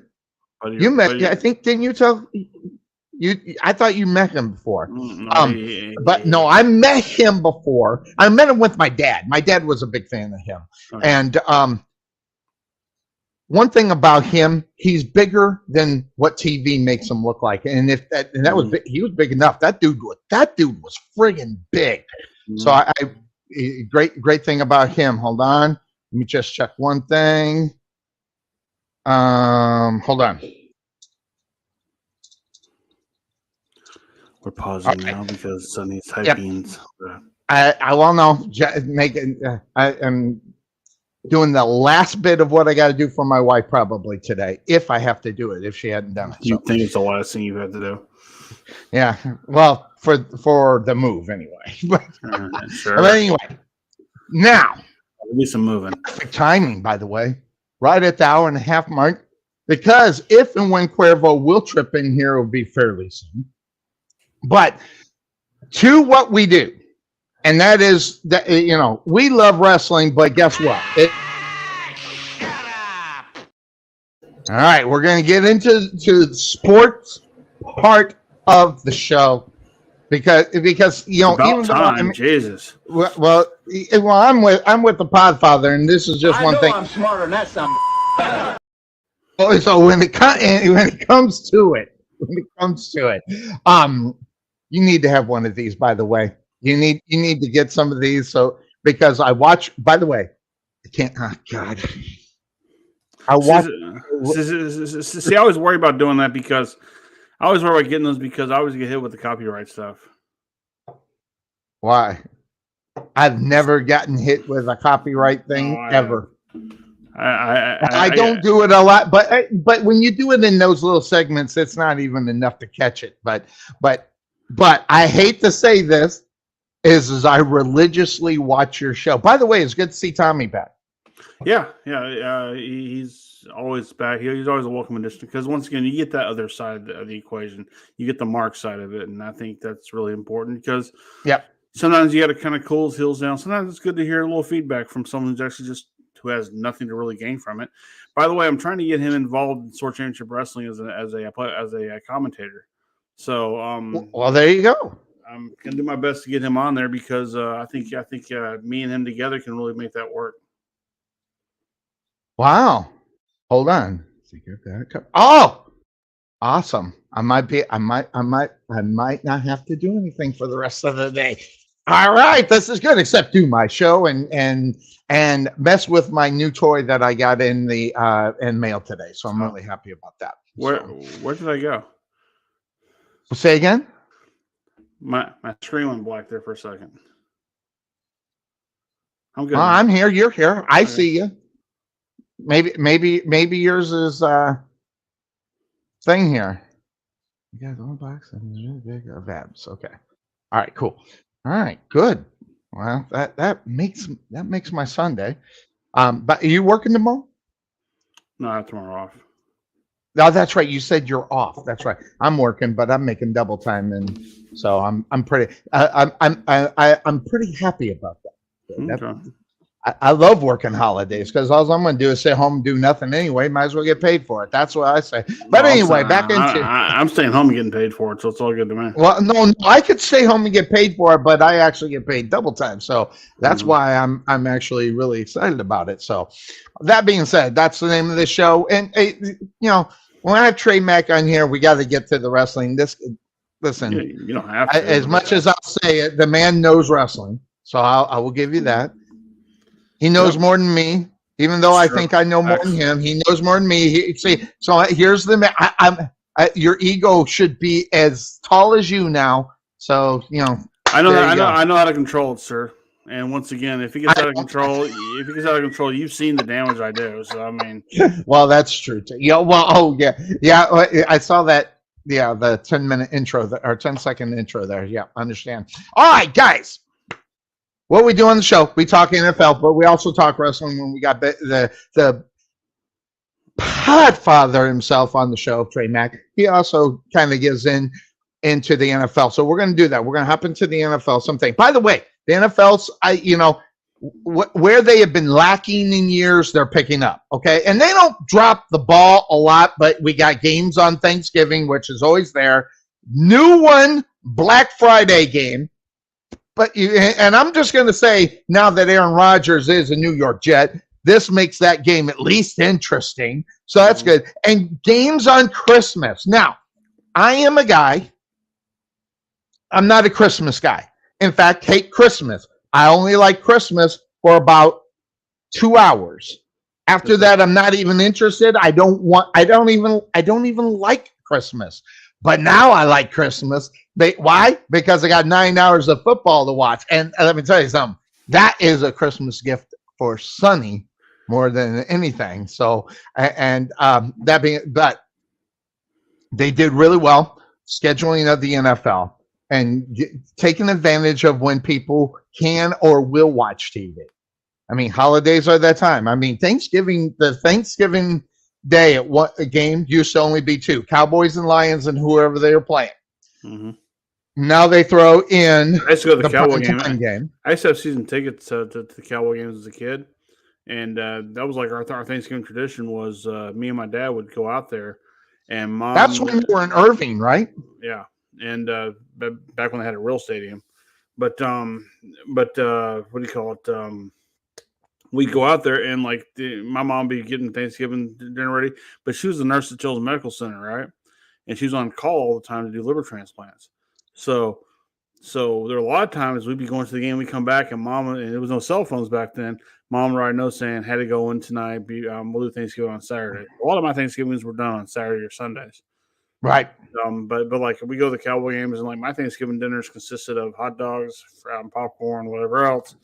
And then we get home and go, oh yeah, I forgot we got turkey too. So there you go.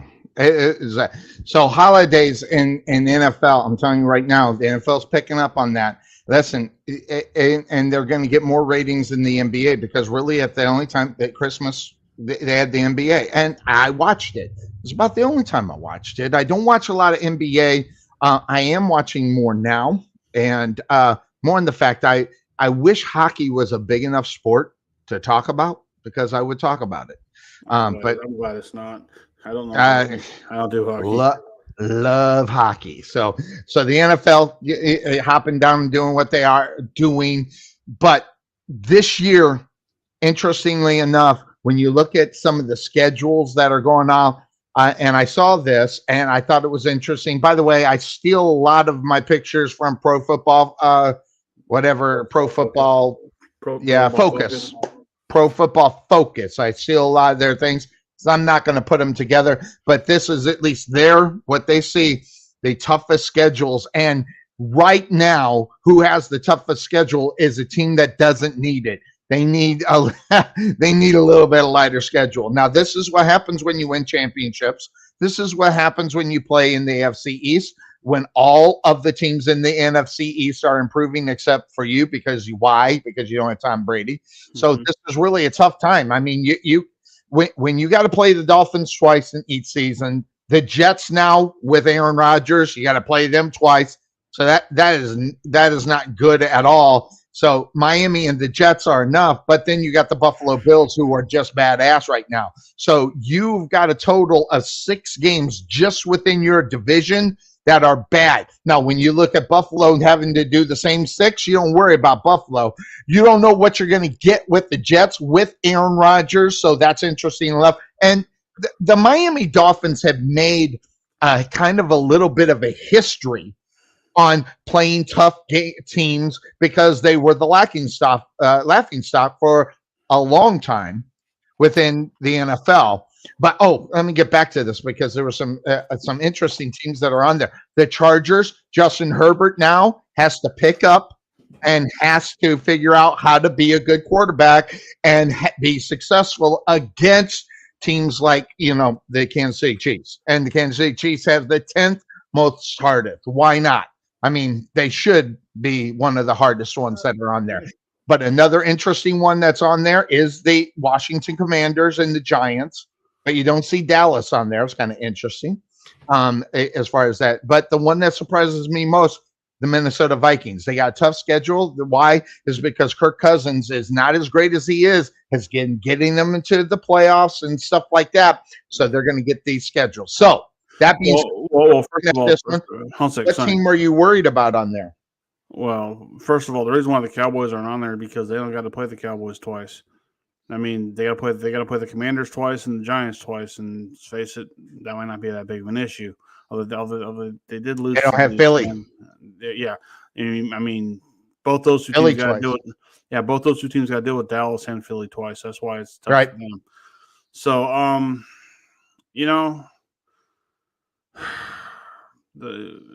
honestly, your question is who's got the hardest schedule on this whole thing? You're saying? I'm thinking. I mean, who has to step up? And there's two teams, and they're in the same row that I think have to step up. The Chargers have to step up big time because of where Justin Herbert is in his progression at the quarterback position. Yeah. I mean, Minnesota, they got to figure it out as well because they've got an aging quarterback with a superstar at the wide receivers. They need to take advantage of talent and chemistry while it's going on. This is a tough year to have this kind of schedule that they're going to have to play to try to battle through. I think the Chargers and the Bills are going to be the two that need to really battle through this because once again they both got the same problem. They both got a young quarterback who is right now in that peak era of make it or break it, and I think absolutely this is the year for both those two guys to show. It sucks they're in the same conference because because it gets down to the AFC Championship game. It's those two teams. Who knows? Yeah, and they got to get through, and Herbert's got to get through Patrick Mahomes. Yeah, But once again, Mahomes can't do this forever either. I mean, let's face it. There's a shelf life. There's a shelf life, and you already lost Tyreek Hill. Didn't affect him last year, but I mean, you start losing key players off that offense. Who are you going to replace them with? That's the thing, and not everybody's available in the draft. So, it's and let's face it, free agency doesn't really hit KC that often. So. Unless you like barbecue, you don't want to go to KC a whole lot because you don't deal with those weather conditions. But some of the best barbecue I've ever had. By the way, I've ever had. I want to make a barbecue trip one day. I want to go from Ardmore, where I'm living, up to Kansas City. Then where to? Then to Memphis. Yes, and then back home. Does Dallas have good barbecue? No. Oh, I don't live in Dallas. No, I'm thinking Dallas. It's over. I mean, if I can make it in North Carolina, I would do it, but that's too long of a drive. So, just for I'm with you. Kansas City has the best. Memphis, it's a different type. It's a different type of barbecue, but it's delicious. Yeah, I would even detour up to St. Louis. I've had St. Louis before. It's okay. Yes. That's my number 3. So, geez, we're thinking way too much alike. That's scary, Podfather. That's not good for us. We got to be on the opposite ends on this thing. Come to the dark side. You're sucking me in, is what you. But anyway, now that being said, we're talking about schedules and how hard they are. Listen, NFL games are 3 points or less in 80% of all the football games that are going to be bet on this year. So that's just the way that part is. Now you've got these young quarterbacks coming in. So look at the guys that were brought in. Bryce Young. Jeez. So, I'm telling you right now, this schedule is actually set up for a little bit of success, more so than others, because there are teams that are kind of like in that middle portion that if you're a good football team or on the rise, get an opportunity to win. You got the Falcons, Saints, and Seahawks, and those teams right there, you have an opportunity. Also with the Texans and the Colts, depending on what's going to happen with the other young quarterback we'll get to in a second. So you got those right there. And depending on where Tampa Bay is at the quarterback position, that's going to be huge for them. The Texans also, another team that they should be able. Young quarterback there, new quarterback. So simply there. Then you got the Saints again, as well as the Falcons. Packers, what are they going to be back with Jordan Love? And then the Buccaneers again. They got 6 games just within their division. Man, if they do a sweep on that or figure out how to do it, that should be incredible. It could be a good division of football for a young team to come up to get an opportunity to win 6 games if they're able just within their division. So, well, question. How's Carolina Panthers defense? Well, their defense is not bad. They're not great. They were great 3 years ago. Okay. And now it's slowly they're moving guys along, free agency, killing them, things of that sort. What does he have around them as far as weapons? Well, they don't. But that's the deal. When you look at the Panthers, just within that division, okay? It's the NFC South. It's god awful. All right. So the Panthers are in it, the Saints are in it, the Buccaneers are in it, and what's the other team? Atlanta. Yeah. All of them. Just you got 3 teams in there where, well, actually all 4 of them, their quarterback positions are up in arms. So so a good defense in this division could go a long way in reality. I mean, the thing is that if it comes down to quarterback play, Bryce Young's going to have he's going to make a lot of rookie mistakes, and Absolutely. Unfortunately, people like you are going to sit there and criticize him for making those mistakes when he has. Oh, no. Whoa. You do not know Sonny Clark. We know you, sir. No. You don't know Sonny Clark. I don't bomb on them for being bad because that's what they are. So there's no need to bomb on a Bryce Young or, for that matters, this guy, a CJ Stroud. There's no need to bomb on them because they're first-year quarterbacks. They are going to suck. Every single one of them are going to suck. Their second year, they'll get better. Third year, and then fourth year, some of them will take a step in their second year, but you can't expect it in reality. But you got to build for your future. You know what though? I mean, if you look at the quarterback for the Bengals, Joe Burrows. Yeah. Rookie year, he figured it out, and there are some that do figure it out. It does help that you have a very soft division. Absolutely. And I'm not saying that playing the Steelers twice is making them soft, but I'm just saying, So what are you saying? What am I saying? Really, I'm looking at the schedule, and I'm like, I'm so. Yeah, this is CJ Stroud of the Houston Texans, and this one's a little bit tougher. I see. So then here's Bryce Young. You see Bryce Young's. He's got some winnable games there if he can be that starter. I mean, Atlanta twice, Saints twice, Seattle. The Lions, if they're on their way up, I don't know. We'll have to decide that. The Texans, the Colts, the Bears, depending on where Justin Fields is going to be here. I mean, the Titans, rookie quarterback. Buccaneers don't have a quarterback in reality. You looked up the Cowboys, sir. I don't think they're going to beat the Cowboys, and I hate the Cowboys, but they'll beat the Panthers. Mm-hmm. But as far as where Bryce Young's schedule compared to CJ Stroud, CJ Stroud's in a lot of trouble, Jack. I'm telling you right now, this is not the schedule to have for a rookie quarterback in reality. He's in trouble playing for the Texans.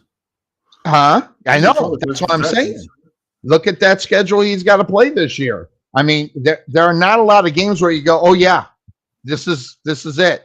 So I will say, CJ Stroud has the better schedule to get started off. The bad thing is, as far as that is concerned, the bad thing is his biggest game is going to come week 16 against the Browns because and then the Bengals. Yeah, well, I mean, particularly the Browns, because if they got their quarterback up right at that point, he'll be taking on his former team. So that depends on what you think about Deshaun Watson at the quarterback position. I mean, he's kind of really generic for me as far as the overall running around quarterback. Him not taking a hit in the last couple of years probably is going to hurt him. I think he'd have benefited more for playing USFL or playing XFL for like the last couple of years just to get the rust off. He would have never have done it, though. No, That's where that ego is at, though. No, I know, but I agree with you, Podfather. I agree with you 100%. I mean, that's where Deshaun Watson should have wanted to be there to, like you said, get the ring rust or the rust off. By the way, did you hear the XFL lost $60 million? I know, man. That's money. Listen, there's one thing to say write off, but damn, that's. I mean, I don't know what that does for his taxes or how it helps, but if you remember, his ex-wife was in charge of the league too, right? Yes. So does he go there and go, look, bitch, I told you couldn't run another. Well, hey, listen, it's interesting that you kind of say that, because when you look at The Rock about 10 years ago in movies, he was making millions and millions and millions of dollars. Now, the last 5 years, I mean, they've just been flops. But here's the thing. He's been making millions anyway. So whether or not that movie flops or not, obviously he makes more if it's not. But he's still got – this is a guy that got paid anyway.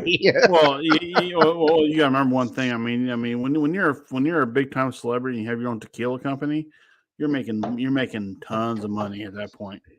Well, if he can sell it, and he has sold it, by the way. I mean, literally, most things that The Rock touched turns to gold. But man, he took a hit on that. So Vince McMahon took a hit on that, So and now not this year. Well, no, I'm saying when he started it. That's the reason why he didn't make any damn money. So it's the reason why he threw that thing to the side. I mean, see, but to me, I think it's kind of foolish to think that the XFL could really succeed by itself when you have the USFL out there doing what they're doing at the same damn time. So that The Rock needs to probably figure out how they're going to merge that in order to make it so he doesn't have to take as much of a hit on that. You know what, though? Neither the USFL or the XFL are drawing any fans. This is where This is where arena football capitalized on. Smaller venue, the game was different, and it was still football, but it was like football in the hockey sense. Right. So, I mean, but yet that doesn't have the best shelf life either. So, I mean, no. Really, indoor football is that niche. Very niche. Yeah, very niche. I mean, they pull 5,000 or 6,000 in many towns that are out there. So the Arizonas and some of the bigger teams, they get more, but the majority of them are around 6,000, 7,000 max. But think about it. Don't you think the USFL or the XFL would be loving to have a crowd of 5,000 people right now? Well, right now they would, absolutely. And that's one of the things, that's what made it kind of hard, because they didn't even have the technology to bring in crowd noise. So it's, it's still got to be watchable. And even when those crowds were not there during COVID in the NFL, that crowd noise kept me in it. I know no one was there, but it still kept me in it. And they're not figuring out. I mean, they know how to do it in the WWE arena. They should be able to freaking figure it out. You know what? In an XFL football team. But here's the thing. Football in the spring doesn't work. It just has never worked. Football is a cold weather sport. Yes, it is. Leaves are changing. The atmosphere is changing. The holidays are coming up. Mm-hmm. You don't have that in the spring. And spring is baseball. Okay, does baseball draw a lot? No, but they draw enough to keep their company rolling. And baseball has history. They have a long history of just great players who come out of there. The XFL, the USFL they had their share of great players in the 80s. Back in the day. Yeah, back in the day. Steve Young, I think, is probably the best one to ever come out. Steve Young, Reggie White, Warren Moon. Reggie White. Yeah. Herschel Walker came out of there. So I mean, clearly you had your stars. But moving forward today, with the athletes. I mean, hell, college football is a lot more entertaining than USFL or XFL. Because I do find that interesting. And let's face it, college football now with the NIL, and you can start paying players and everything else now. They're going to step their game 100% now because college football, let's face it, that's their first foray into pro sports now. It's not pro sport. It's not pro football. It's actually college football now. Because now not every player is making money, but the stars. Well, not even high school players are making money now. And that's what's taken. And to me, listen, I call high school football, and I love it. But I think the fact money has gotten all the way down to the high school eras, it just makes it unfair. I mean, listen, I can go back to 1980, looking in the day, 81, 82, 83, 84, and 85, right? In my era, you could not bus a guy from the other side of town into the school to play for this school. And I really think that's one of the problems we're missing a lot as far as quote unquote fair competition, as far as that is concerned. I think it's wrong. I think it's a way. But think about it. In pro sports, where is it fair competition? Well, hold on. But that's not the point. You're missing the point. No. So what I'm saying is that there's no such thing as fair competition in any walks of life. There really is. No. Hold on. See, and that's what I think some people, and maybe you are part of them, is understand the organicness of what football is in towns. In towns, making keeping it within your school district, your guys playing against these guys, and not bringing just because they're great to bring over there. It takes away from the fairness of everybody to be able to do it. I'll give you an example: the Allen Eagles. No. They pay players. I mean, for God's sake, and other teams and other schools that cannot do that. Makes it impossible. I think that's where the problem is. Once you started changing the rules for the quote unquote great players, or the ones that think their kid is great, they'll be great NFL players, which they never are. It just kills the authentic and the organicness of the game, at least on a high school level. By the way, the Allen Eagles years ago, they had a principal in their school named Steve Payne, and he's been ousted since then, but. He was my old wide receiver coach in high school, and I hated that guy more than anybody in the world. I mean, he fueled my fire to want to kick somebody's ass more than anybody else I've ever met. Because, well, here's the thing: you talk about fair competition. He offered none of that to me. I mean, because my dad wasn't a part of the booster club, or because he didn't, sit there and tell the coach, hey, I think my son needs more playing time. I was regulated to the bench for my senior year. Never even got a chance to get on the field. Wow. And like I had defensive coaches who come to me and go, hey, you want to put you in just to get you? I'm like, I don't know how to play that position. No one's ever taught me how to play that position. I'm not going to go there and get killed just because. So I hated that guy more than anything in the world. If I saw him today, I'd beat the living piss out of him because I hold that much anger towards him. But to hear that he went off to Allen to become the principal, and to hear that he got involved in some stuff that got him ousted from there, I'm like, couldn't have to a better man, really. Because, I mean, Yep. I'm as a bitch, right? It's like, so sucks to be you right now, doesn't it, buddy? And by the way, if he's listening to this show, buddy, I'm in Ardmore. Come on up here. Bring your 60-year-old ass up here. We'll go at it. I don't give a damn. If you're alive, come on up here. Joe, man. I'll get my revenge. When you're in your walker, I'll push you over. No. I'll take the walker away from him. Kick it up. Walk, dude. Walk. Come on. Yeah. Yeah. Oh, but here's what you're telling me there's a chance. And I can maybe get you now that you're in your walker. Might be able to do it. Anyway. I could have gone 20 years ago. I ain't worried about it. Keeping it real. Hey, by the way, I got people now, so trust me, I have them do my dirty work for me. There you go. Yeah, the network. Anyway, all right, back to what we were doing. Where were we? That's why I love this show. We can be on the street and we can be on a dirt road in 2 seconds. That's why I love the show. Just imagine the two of us calling a wrestling match and not even talking about the match in the ring.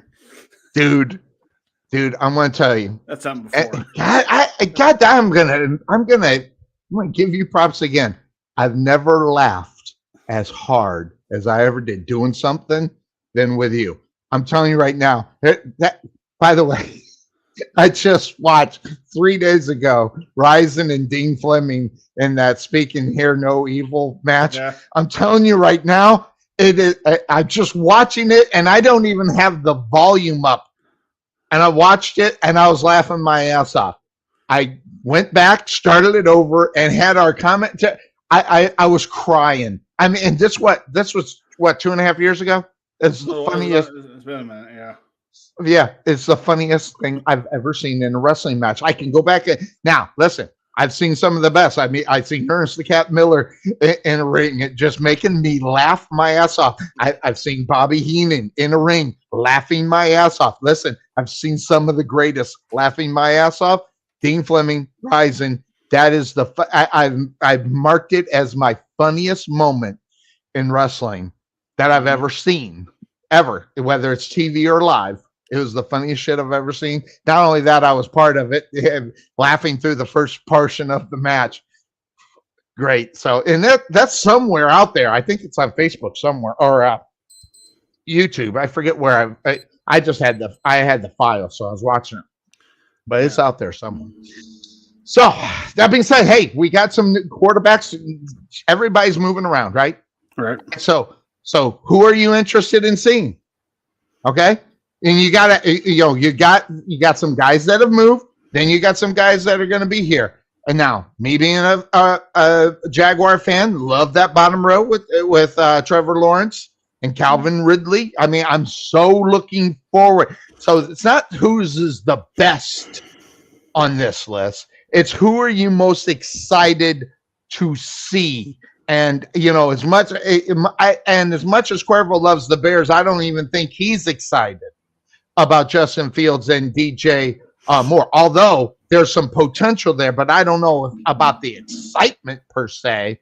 But the one in the middle has me the most intrigued, and that would be Lamar Jackson and, of course, Odell Beckham Jr. I'm intrigued by what and how it might work. The first two I'm not even excited about. But the most intrigued, Lamar Jackson, Odell Beckham, and then, of course, the most excited to see what Trevor Lawrence and Calvin Ridley, who's coming off of the year-long suspension for gambling, how much rust he's going to have, what's he going to be able to bring to the table for the Jaguars. It'll be an improvement as far as that's concerned. They got a great wide receiver, but I'm really looking forward to that one in reality when I start thinking what's going to happen.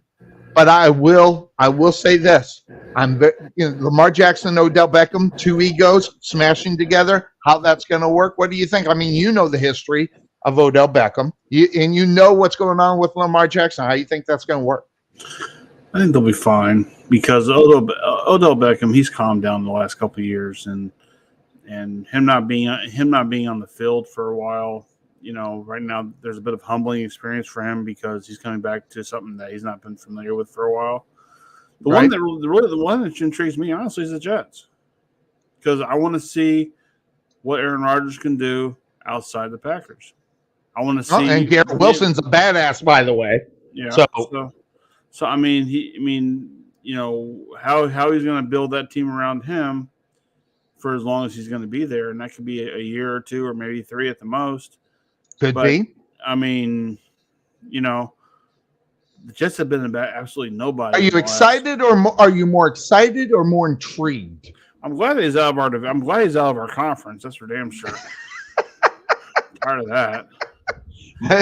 You got too many nightmares. So you're back to the Des Bryant no catch, and it was a no catch, but everybody says it was a catch. But by rule, it was a no catch. The NFL says it's a catch now. No. The NFL says it would be a catch under today's rules. Yes. The actual rules that were in play, that was a no catch and it was a right call. Dallas Cowboy fans think that they should still get that win. I'm telling you right now, it was a no. Hey, it happened to Calvin Johnson. Sonny. On more than one occasion. Calm down. It's No. It's okay. This is mine. Calm your jets. Okay, I got you, bro. I'm not that worked up over it. Okay. Oh, I am. Oh, that's on you. When people argue with me about that, I'm telling you right now, it fires me up. Blood pressure goes up at 156/80. I'm telling you right now. Well, we don't need that right now. So look. The thing is, in today's standards, that's a catch. Okay. Yes, today's standard. That's just how the world's changed. That's kind of like saying, hey, at your job, we're going to do a drug test on you. But if you live in Oklahoma and you get tested positive for weed, we're going to fire you. Although it's legal up here, 5 years from now, it'll be different. So who knows? So by the way, yeah. So I mean, it happens. But anyway, the Jets have been irrelevant for how long? Since Joe Namath, really? Yes. Last year was intriguing for them. It was intriguing, but it wasn't great. But it was intriguing. Brett Favre brought a little flair to him, but he's Brett Favre, and that kind of phased out really quick. Oh my God, I didn't even put that together. Yeah, they're both Packers, and then go over the Jets. Brett Favre sucks. Sorry, over there. Man, I wonder if the tradition will continue. Well, we know where Jordan Love's going to find. We're going to end up in about 5 years.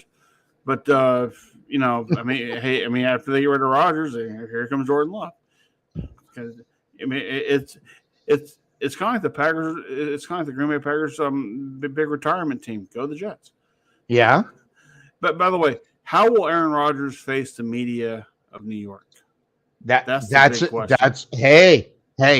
Two different areas. I mean Wisconsin media, New York media, and total different world. You're right. Considering that his best friend is now working at ESPN with Pat McAfee, is that his best friend? That's the one that he does all of his interviews with. So, I don't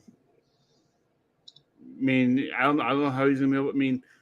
The New York media probably isn't as harsh to the Jets as they are to the Giants. But now that they have a superstar, well, that's because they're irrelevant. No one gave a rap. Right. But now they have a superstar in Aaron Rodgers coming in. Now he's the end all be all.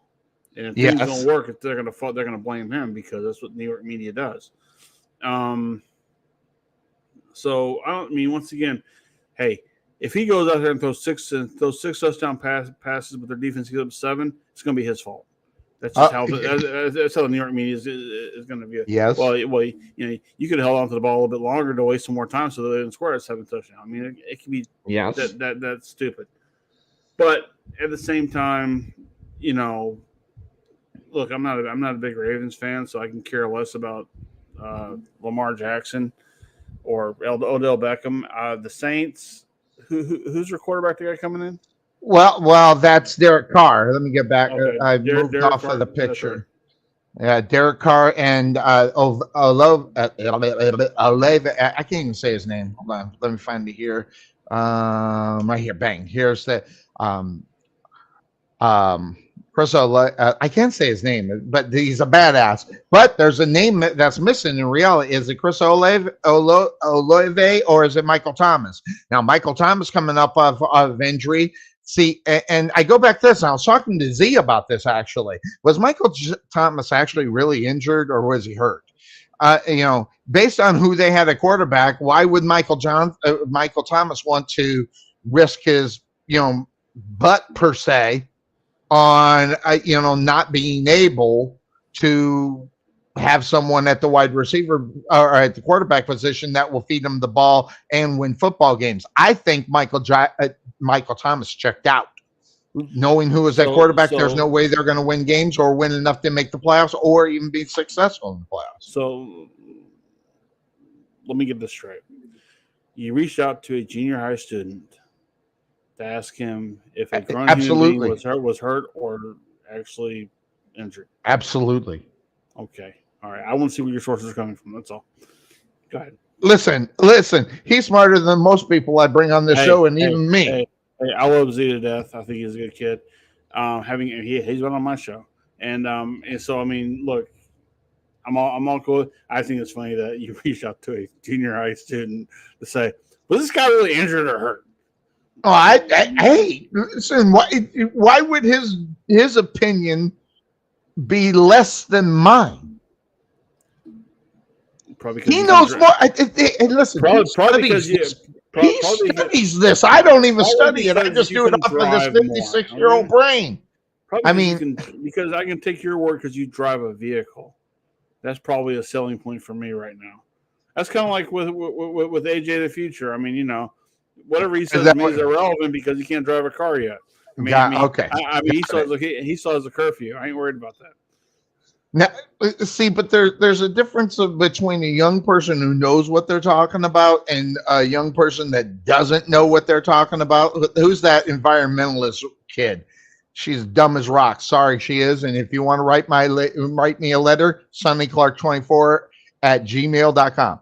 Okay. What's her name? But I don't know. But if you send it through Google Drive, he'll never get it. So don't worry about it. Yeah, I know. I don't know what's wrong with your system. Mine's easy. Gmail.com. If it don't get to me because you sent it, that's not my fault. Did you get both my files out finally? Yeah, I finally got it. You know what? You sent them from an email that it wasn't recognizable. Right. You sent it from a Trey Mac one, and it kicked it to spam. And I looked in the spam, but I didn't find what I was looking for under your name. So that's why, and I just breezed right over it. And I should have seen it immediately because it said Trey Mac, but I didn't. But there was something wrong with file number 1 because I got file number 2 easy in that. So there's something. But you eventually got file number 1, right? Yes, I did. Just Friday, I think it was. Yeah. Okay. We're good then. All right. So yeah, I just got to do it. And there are people watching this. People watching this saying, "This is too inside. What are they talking about? What file are they talking about?" Yeah, forget about it. They either know or they don't. But it is what it is. But anyway, but send all your hate mail to sunnyclark24@gmail.com, and I'm sure he'll appreciate all of that. Yeah, because I don't read my emails. Apparently, there you go. But again, back to this face right here. That face is the reason why we are not going to see Cuervo today. Oh my God. Hey, but he's happy. I'm telling you right now. I mean, I know that face. Yeah, I know that face. So, by the way, his wife is the sweetest thing in the world. Never mind the fact she's just friggin' gorgeous up on top of it. The hat. Wait till I'm gonna put the wife back up there again. Go ahead. Oh, put his wife up there again? Yeah, go ahead. She can wear a hat. Good too. Yeah. Okay. Good for her. Okay. Yeah, freaking gorgeous. Just he definitely traded up. he clearly kicked his coverage. He clearly traded up. Let's see what's this. Oh my gosh. All right, cool. Anyway, all right. That being said, now we're talking Aaron Rodgers. So there it is. Aaron Rodgers' schedule. I find this so interesting. We still got to play him. Shit. I'm going to tell you right now, this is a tough ass schedule right here. I mean, listen, Aaron Rodgers, MVP twice in a row. I mean, but damn, he is getting bitch slapped by playoff teams. Yes, even the Broncos. I'm telling you right now, you sleep on the Broncos this year, you might be sleeping. But I'm telling you right now, this is the most brutal schedule outside of the Falcons and the Texans and the Washington Commanders. This is about brutal as it can freaking get for this guy. Okay, hold on a second. Let's see. Bills loss. Cowboys. Micah flip. Micah Parsons is going to eat his lunch. That week 2, season's early. He's going to eat his lunch. Might be. Patriots, maybe a win. Maybe went split because they play him twice to say split. Okay, split. Chiefs loss. Broncos win. Eagles loss. Giants. I'm going to say loss on that one because I'd say it really all matters on what we're going to get. That's a coin flip. Chargers loss. Raiders win. Coin flip. Okay. Bills again. loss. Yeah, I think they lose both against the Bills. They'll split between the Dolphins and the Patriots. Falcons, they can win. Texans, at that point, they probably win. Yep. Commanders definitely win. Browns probably a win. So I see them finishing strong, but like to the point the first 9 games. First 9 games are brutal. Halfway through the season, if they win 2 games, they're lucky. Man, they're brutal. And by the way, that being said, of course, that's the name of the show. Catch us from 12 to 3. That if he gets through that first part of that schedule, watch out for the Jets. Listen, the Jets were actually pretty good last year. Till about 3/4 of the season, last 6 games. That was last year. Yeah. Aaron Rodgers, interesting. And obviously the schedule is more tough than it was last year. I got news for you. The Steelers were very good in the 70s too. That means nothing for this year. Okay. I'm telling you, you're right. What have you done for me lately? That's what that's. Dude, the Cowboys the Cowboys were great in the 90s.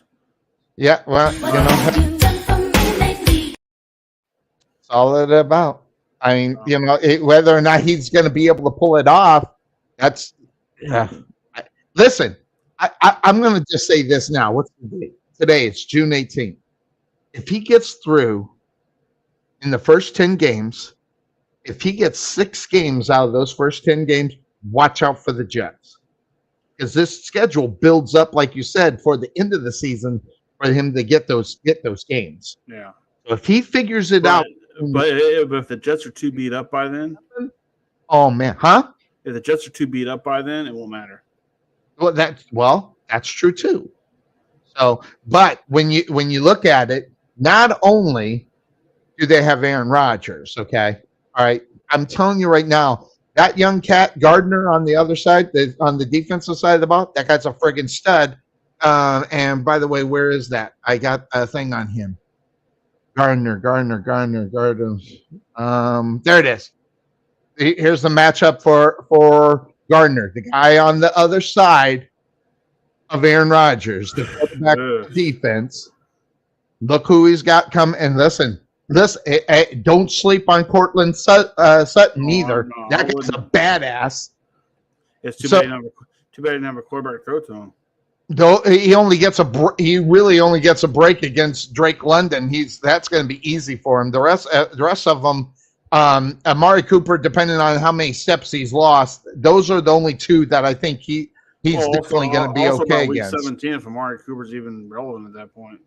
Yeah, good point too. Whether he's hurt, injured, or where he's at, or how they're going to utilize him in reality. Him and Deshaun Watson need to be on the same friggin' page if the Browns are going to be somewhat successful this year. And Devontae Adams is only going to be good based on who his quarterback is. So yes, depending on how that the whole situation there is more Jimmy Garoppolo. If he's not going to be starting, who's going to be starting and who's going to deliver him the ball? And how much is Devontae Adams talking about it? Listen, I got something on that as well. Where's it at?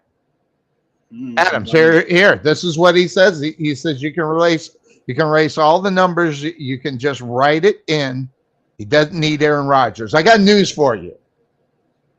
Okay? He needs Aaron Rodgers this year because he don't have a quarterback if Jimmy Garoppolo is not starting the season. This is going to be a tough season. Listen, you can be the best wide receiver in the NFL. If you don't have anybody delivering the ball, you're as irrelevant as a turd in a swimming pool.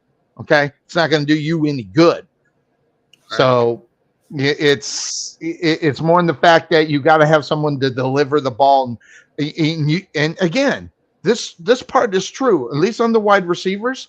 If they're somewhat athletic and can do what they do, there's certain guys that can do what other wide receivers can't.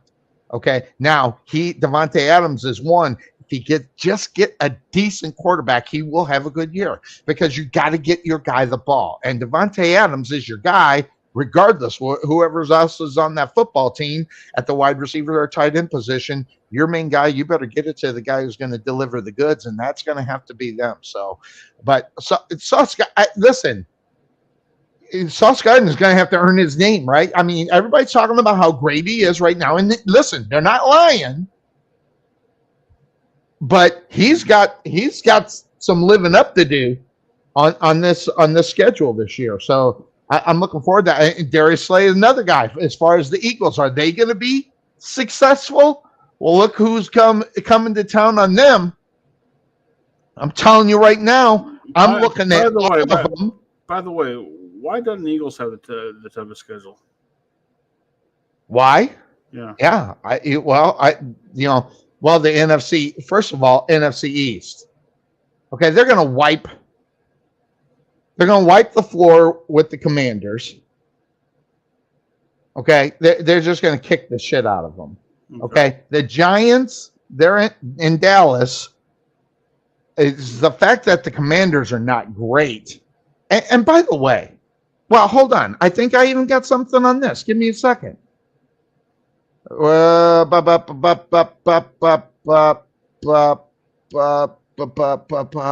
I don't. Maybe I didn't have it. But when you're looking at the Eagles, though, dude, I'm telling you right now, they should have won the Super Bowl. Okay, they should have won that Super Bowl. Granted, Patrick Mahomes and the Chiefs, they won it. I'm not going to take it away from them, but I'm telling you right now, the Eagles should have won that thing, and it's not because of Jalen Hurts didn't do the job. So that up on top of, they're going to win a lot of football games. You're going to win 11 or 12 football games this year, make the playoffs, win this division. At least the way I look at it. Cowboys are probably going to make the playoffs. God, it makes me puke in my throat every time I say it. But they're probably going to make the freaking playoffs. And I think, oh, God. I think the Dallas Cowboys are the dark horse in the NFC. I really do. And it has nothing to do with, old school. I mean, listen, I hate them. And I'm telling you, you're going to have to watch out for the Dallas Cowboys this year. But it's not Micah Parsons that they have to worry about. It's that other cat that is in the back that plays on the defense side of the ball, has the same last name as a wide receiver for the Buffalo Bills. Mr. Diggs needs to Trayvon Diggs, yeah. Trayvon Diggs needs to step up this year. And I'm telling you right now, he's going to be the reason why they're successful or just not doing it. If Diggs does not have a good season this year, the Dallas Cowboys are going to have a hard time winning football games. So they need Diggs. You already know what you're to get with Micah Parsons. He's a badass. Diggs needs to be the player like Deion Sanders was and make the other guys around him better. That's the problem, though. That's the problem. Last year, they saw a lot of holes in his game, and by the way, you weren't part of the show, just as I predicted at the beginning of the season.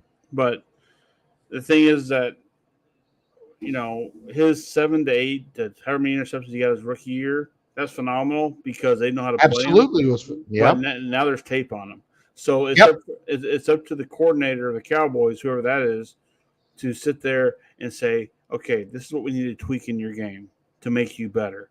If you don't do it, then you basically need the same shit you got every year. But listen, as much as it pains me to say this, one of the best cornerbacks I've ever seen play in the NFL was Darrell Green from the Redskins.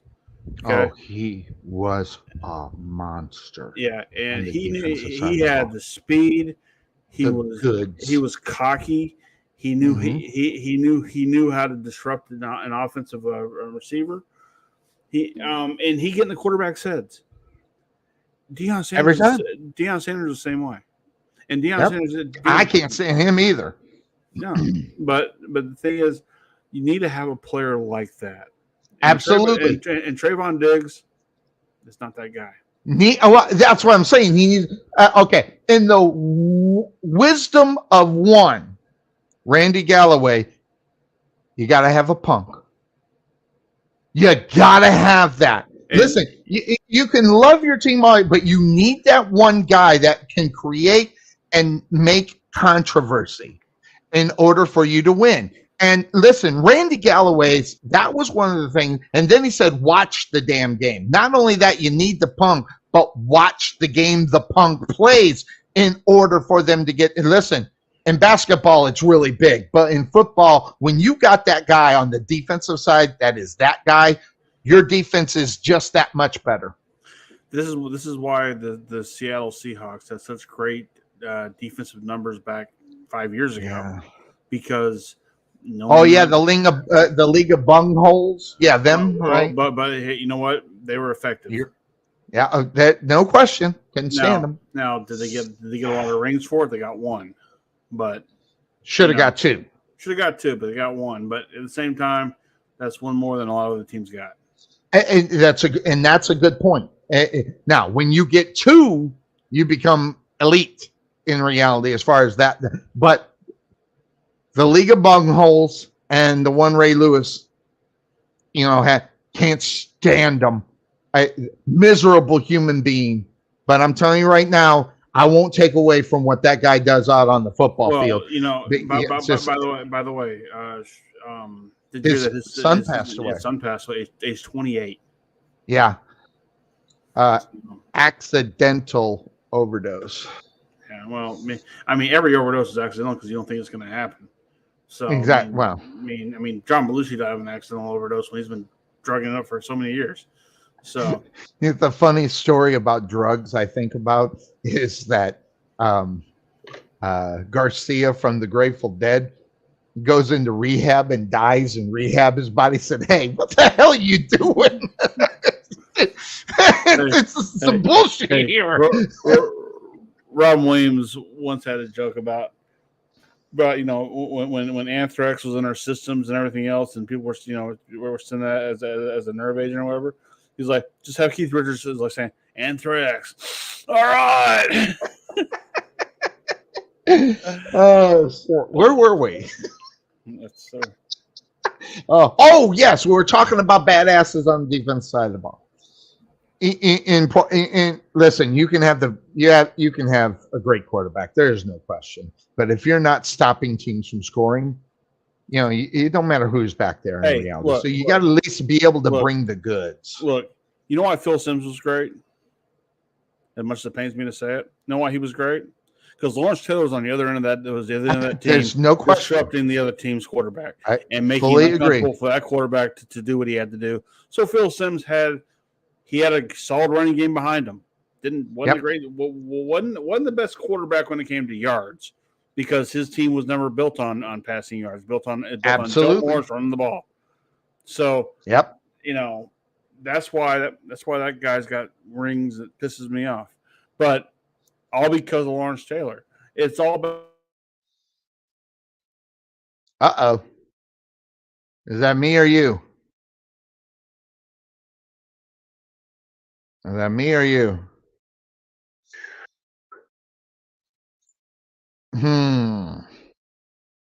What happened to the Podfather? Let's bring him back. I'm going to remove you from the stream. Come back. All right. So I'm taking you from the stream. Then kicked from the studio. I'll bring him back here. Oh, and I'll give this. Not that anybody wants to see my full face. We'll bring him back in. He froze. I don't know if it's me or him, but we're just going to assume it's him and bring him back. But listen, Phil Simms and by the way, he was right. I mean, look at what happened as far as that guy is concerned. 2 Super Bowl rings for Phil Simms, okay? MVP of one of those Super Bowls. But that don't mean he didn't get a lot of help on the other side because of him. So let's see if we got Trey Mack back. Yeah, he's ready. Yeah, there he is. Boy, you froze up. I don't know if it was you or me, but you froze up. So that's why I kicked you. Listen, here in Oklahoma, we have to rope 2 balloons together to get the internet connection to work. I understand. So, hey, but it works, right? We've had major storms here the last couple of days.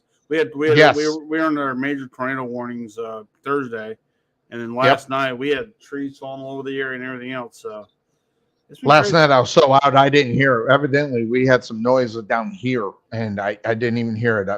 That's after I went to bed at 10 o'clock, that was it. Up here we have a storm cellar in our neighborhood, and they had the thing open for people to get in there on Thursday. And I'm like, I'm not going in there. It's like, why is that?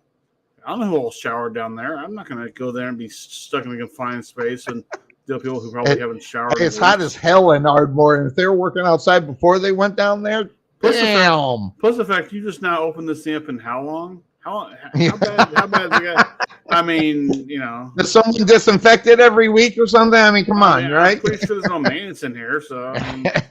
I mean, half the houses don't have AC up there, so there you go. Right. right. I mean, So- I mean, all my AC units are just window units. So Do you have AC in that place? I don't have central heat and air. I have Window a, airs. Here, see, I have a window unit right there. I don't know if you can see it or not. I'm still envious of you, you Yeah. punk. I can't believe how much you pay in rent. I pay $1,200 in rent. Just $425, 3 bedrooms, 1 bathroom. Anyway. Listen, the Podfather knows how to negotiate, people. Call me for your housing needs. There you go. Hey, but nowadays, listen. Okay, we're going completely off sports, but who cares?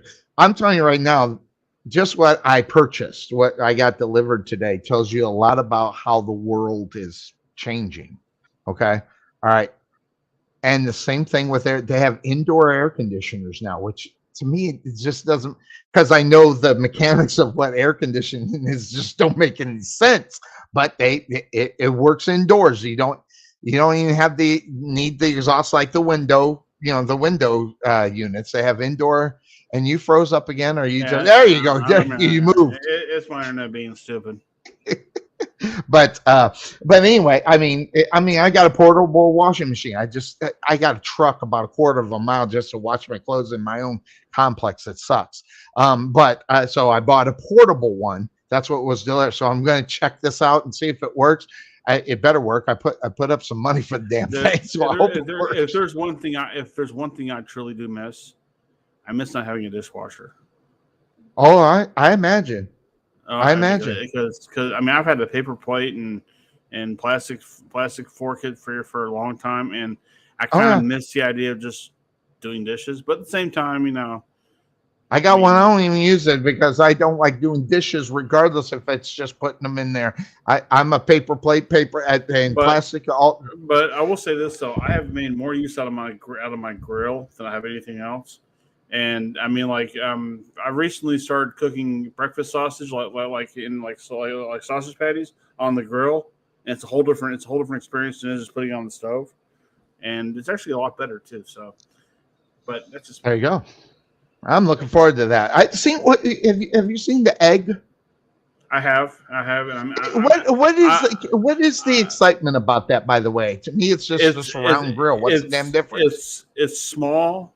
I think it's electric in some cases. You control your heat more so than you can with a gas tank, and plus it's not gas. It's all charcoal. So I mean, it's all ways you can do that. And I think I'm as someone who wants to get better at grilling. I've seen these Traeger grills. I've seen all this other stuff that's out there. I'm so intrigued by it, but at the same time, I don't make that kind of money to go get it. So I can buy a Weber and I'm all right. Okay. So outside of that, I don't even like that. I want to throw it in the oven. I mean, Jesus, I hate the only cooking I do now though. And I do it 5 days a week. I now make vegetables. I have vegetables and that's all I'll eat for dinner are vegetables. Who are you becoming? Well, my wife tripped me up on it. I like the taste of it so much. I want it a lot. It's really, really good, and it's good for you. I can't talk. Last night, for the first time ever, I had fried okra. I've never had it, and now I'm hooked on it. So, well, the fried part of okra is the bad part. If you can figure out how you can put that okra and put it in a skillet, don't take my fun away from me, sir. I know. So, back to sports. There's another guy. We were talking about Miami getting better. Tyreek Hill. What's he looking at? What's his matchups? The key matchups. I find this interesting though. You're the kind of guy. Only 9 really matchups that Tyreek has to worry about as far as what you're seeing. And you're froze again, aren't you?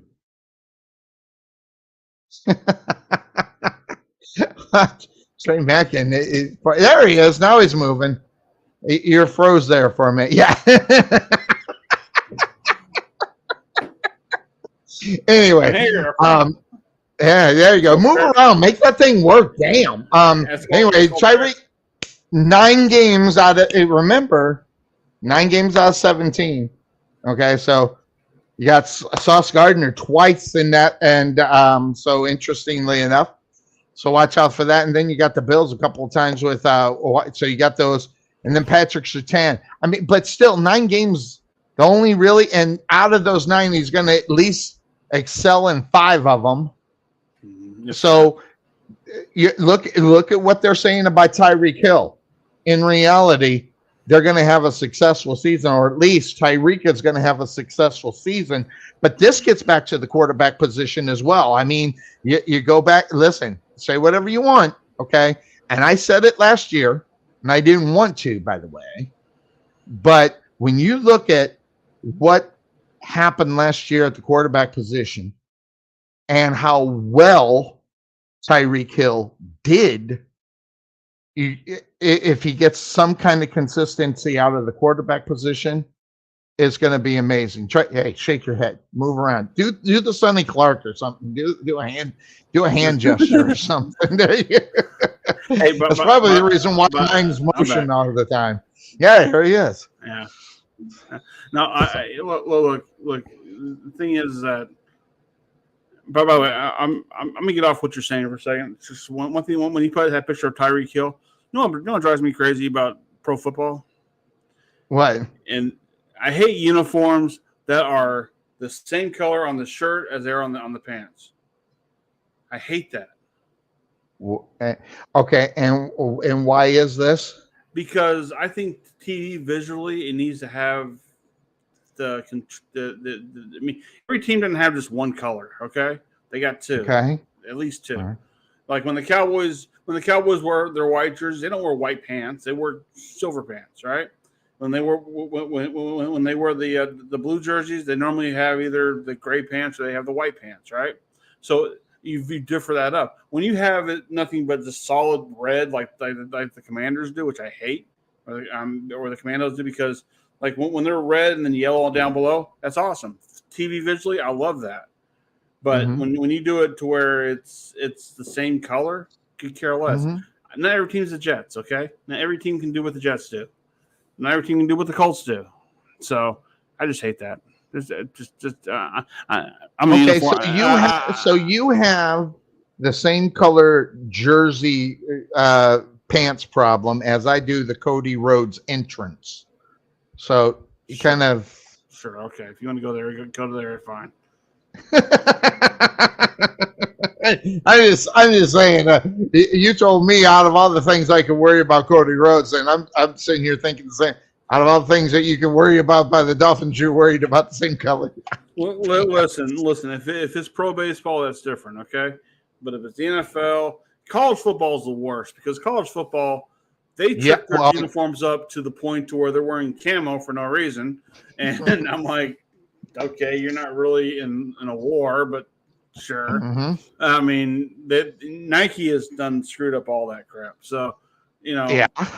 Yeah, but once again, I get why they do it. Jersey sells, yada yada yada. I understand all that. But at least in pro baseball, a team has like 5 to 6 different uniforms they could wear. You know, they could change it up for every series. Football, you should only have 2. Okay, you should have. And by the way, not every team does this. If you're home, you should have a white jersey. If you're away, you wear the dark jerseys. In football, it's opposite. Unless you're the Cowboys. If you're the Cowboys, you wear white at home, blue on the road. If that team allows you to wear blue, the other team allows you to wear blue. So I because the text frame used to say, I don't want to see the same team come in here play as every 8 weeks that we're here at Cowboy at Tech Stadium. I want to see a variety, and you do that with the colored jerseys. So if the Niners come in, they're wearing their red shirts with the gold pants, right? If you go there, Cowboys wear their blue. I mean, it changes it up, and I think that visually for me as a uniform Nazi, sure. I mean, I that's what this coming from the guy that watches the Super Bowl for the commercials. So there you go. Sometimes it's better than the game. I'm sorry. Hasn't been lately though, but no, that's 2 years that. Oh God, I'm not talking about that. That I can give a shit about the commercials. Hey, let me tell you something. I'm not watching the Super Bowl for the halftime show. I'll tell you that right now. Well, I don't even watch them. just it's a waste of time. Listen, after Madonna did it, I wasn't interested. Madonna just sold me on what a halftime show is supposed to be. And, so I don't know. Maybe it's me. Anyway, it's you. That being said, we're back. Top 10, okay, skill positions, okay, under 25 years old. In other words, we're going to see these guys for a while. So look who's on the top 10 skills player. Of course, you got Justin Jefferson, a badass. Jamar Chase, CeeDee Lamb, I disagree with. I don't think CeeDee Lamb is as good as everybody seems to think he is. So maybe that's because I watched the damn game. I don't know. Jalen Waddle's a badass. I'm telling you right now. Jonathan Taylor, almost out of his prime, but still doing it. I don't know if he's top 10 this year for consideration what's going on, but T. Higgins, we'll get back to him in a second. He's there. How about Smith? Listen. Listen. That guy is going to be the reason why Jalen Hurts is going to be a really, really good quarterback. Then you got Brown. Brown in Detroit is one of Cuervo's favorite wide receivers. He said, watch out for him early on, and he has been right about him. So watch out for him. And Garrett Wilson, he is a badass now. You got Aaron Rodgers, too. And Drake London, I don't know. Will he take a step forward or a step back? In reality, that's going to be the big question. But out of all of this, when I was looking at this, and I was asking myself the question, what are you going to do? T. Higgins, what are you going to have to pay him? Well, according to Pro Football Focus, his deal is almost $25 million a year. I think they are off in reality. Because I'm going to tell you what, if this is good for Jamar Chase, that this is the contract. Almost $25 million a year. That means Jamar Chase is worth at least $5 more million because he's just that good. So Jamar Chase definitely wants T. Higgins to make almost $100 million in 4 years, because that just makes him that just makes T. Higgins in 4 years, $20 million richer. I mean, in reality, because those two are the. Listen, see, the Bengals have got the best 1-2-3 punch in the wide receivers in the NFL right now. And they are the team that you really have to look out for. Forget what's happening in Kansas City. We know who Patrick Mahomes is, okay? All right, so we're going to be doing the Forrest Gump. We know who Patrick Mahomes is, Jenny. We do. But I'm telling you right now, it is a close second with Joe Burrow. And listen, Joe Burrow is a good quarterback. He's even better when he not has just one wide receiver to throw to, but two. And then you just add on a third.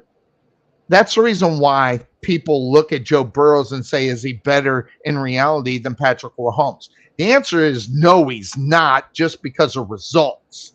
But close second, 1A, is Joe Burrow. I think they're both right there in reality. Give Joe Burrows 3 more years, and we'll see what those results are. Good point.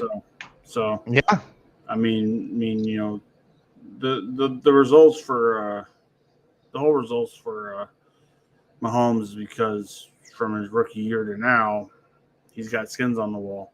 Joe Burrow's going to get there. Joe Burrows has an opportunity to get there.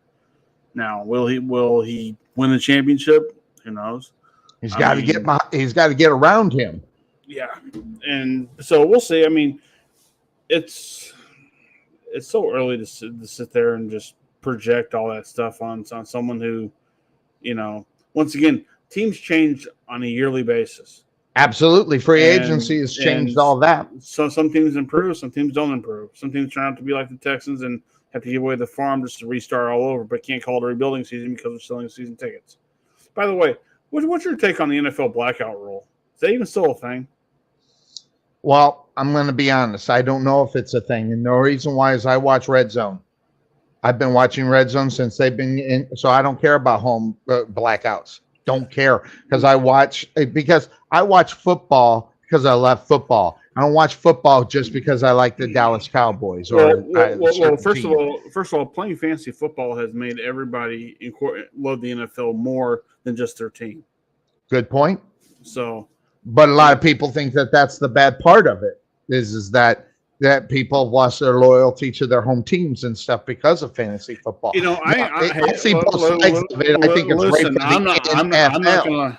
I'm not gonna lie. If my team is winning going to Monday night and they're playing and my team, the Cowboys, are playing against the quarterback that's on my team, I need him to score 6 touchdowns just so I can win my damn game. But I need the Cowboys to score 7 so they can win the actual game itself. Yes, it is staggering to have, yeah. But at the same time, it's that love-hate relationship you have with fans. Yes. Because when it works, it's great. When it doesn't work, you're like, damn it. Then like this past year, I had to defend my fantasy football trophy that I had won the year before. I lost every game. I lost every game this past year. I've had years like that. That's why I stopped playing. I'd have one good year, then the next year I just have you ever played this game? And then next year, oh, you're a genius. And then you're going, really? Do you know how to do this next year? It's just like I hate it. Well, the funny thing was, I got into the year that I won. I got to the final game, and I had one guy on the Cowboys who was still yet to play. I was up by 2 points, so I had won the championship. But I had to make a last-second deal and take my guy off my roster for that one game because if he got negative 2 points, I'd be screwed. So I was like, that was smart. I would have. Yeah, I'm an idiot. So there you go. I would have never thought of that. so I was like, that's it. Cole Beasley or whoever I had, just get your ass off my team. Don't need you right now. I've already won this thing. I'm not gonna. Don't even have anybody in the lineup there. Forget it. Because he catches the ball and he fumbles. That's 2 points negative right there. I'm going, no. So I was like, I never thought of that. And I played fantasy sports for a long time. I never thought of it. So, by the way, Joe Burrow. Listen, Jamar Chase has got a love affair with this guy, and because of college, obviously they both LSU boys and things. So, and when you say he knows the best quarterback in the league, doesn't need to make money to prove it. And by the way, he's right about that. But here's the thing: Joe Burrow is not going to not take the money. That's going to just be thrown at him. I mean, Joe Burrow is going to be the highest paid quarterback in the NFL next year, regardless of what has been happening, Aaron Rodgers wise and Lamar Jackson and all these other. Next year, Joe Burrow will be the highest paid NFL quarterback. What if he doesn't? What do you mean doesn't? Well, what if he's that one player says, you know what, I want you to take this money and build our team around me so we win more championships. I'll get money through endorsements. I'll get money through other means. I don't need to have it on this team to become a champion that he's chasing around. Once again, it's kind of like the stand-up comedian who got nominated for an Oscar, right? Now that's all they want to do is be nominated for an Oscar. Eddie Murphy went through that. Rob Williams went through that. Eddie Murphy was an Oscar for what? No. He got just an example. He got nominated for Dolomite Is My Name, and he's been kind of chasing it for a little bit.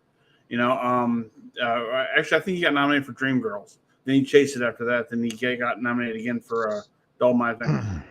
Rob Williams nominated for Good Morning Vietnam. Nominated for Dead Poet Society or whatever. Then he finally won one for Good Little Honey. So I mean, Joe Burrow's he's had a taste of the Super Bowl. He had a taste of it. Didn't win it, but he had a taste. Now he's chasing it. Now he's hungry. When you're a player who has never had a championship experience, and it comes time for your contract, you ain't thinking about getting back to that game. You're thinking about, well, I got to get paid. Joe Burrow might have his priorities might be a little more different than other quarterbacks because let's face it, don't you think Dak Prescott, if he had it his way, would love to be chasing for a chance for a ring again? He'd love that, but he's never had the opportunity because he can't get past a certain level. So Burrows has been there. I think it would also help reset the market. It'll help reset the idea that owners sit there and go, I don't have to pay a quarterback, $100 million a season just to be my quarterback for the year. Maybe he could be, it won't happen. Okay. Clearly it will not happen, but he can be the example that was set for players to want to get better with their team, not so much. I mean, he stayed with it. I mean, chances he's not going to leave the Bengals. He's going to stay there because that's his hometown over there, or it's his home state. So he ain't going to go nowhere. So for him to be able to stay on one team, do what Aikman kind of did, maybe take a larger contract, but expand that out a little bit and give more to other players that the team can bring in, that can happen too. Well, I get your point. Okay, I get it, but I also have to say, no, the money is going to be on the table, man. I'm telling you right now, he's going to have money thrown at him. Now, what he takes as far as the final contract and everything, I don't think there's going to be a problem like you saw with Lamar Jackson in Baltimore. I don't think you're going to see like that kind of thing, but his talent, what he has already proven that he can do, unlike Lamar Jackson, unlike Kyler Murray, unlike these other guys that got all this money, he's a proven quarterback that can get you to an AFC championship game. Okay. Unlike the other guys, you know, whether it's AFC, NFC, making all this money. Now, whether or not how much they were haggle over the money that he should or has earned, remember, he's still up on, really, in reality, a rookie quarterback contract. Oh, yeah. I mean, that man's going to make a lot of money, but at the same time, I think I agree with you that he doesn't have to be the highest paid quarterback in the NFL to be happy. But I'm telling you right now, he's going to be. And that's more of the Bengals recognizing what's going on first of all, than him. It's going to depend if he decides to renegotiate. If he takes on the approach of a sports agent saying we can get a lot more than that, and then he sits there and goes, "Yeah, you're right, we can. We can double this or whatnot," then that will be the issue. But if they say, "Look, you're our franchise quarterback, we want to pay you this amount," and he sits and goes, "Okay, cool." If he does that, then the team is thinking about the team itself. He's thinking about the team itself. They can build players around him, build a better defense, all that stuff. Fully agree. Move forward. Whereas when the agent gets involved and goes, "Whoa, time out! You've been to the Super Bowl. You've been on top of the AFC here for a while now. Why are you not getting $80 million a year? Why are you not getting what you think you should have coming to you? Because what you should have getting paid to you is more money in my account as well, because I get 10-15% of it, whatever the deal is."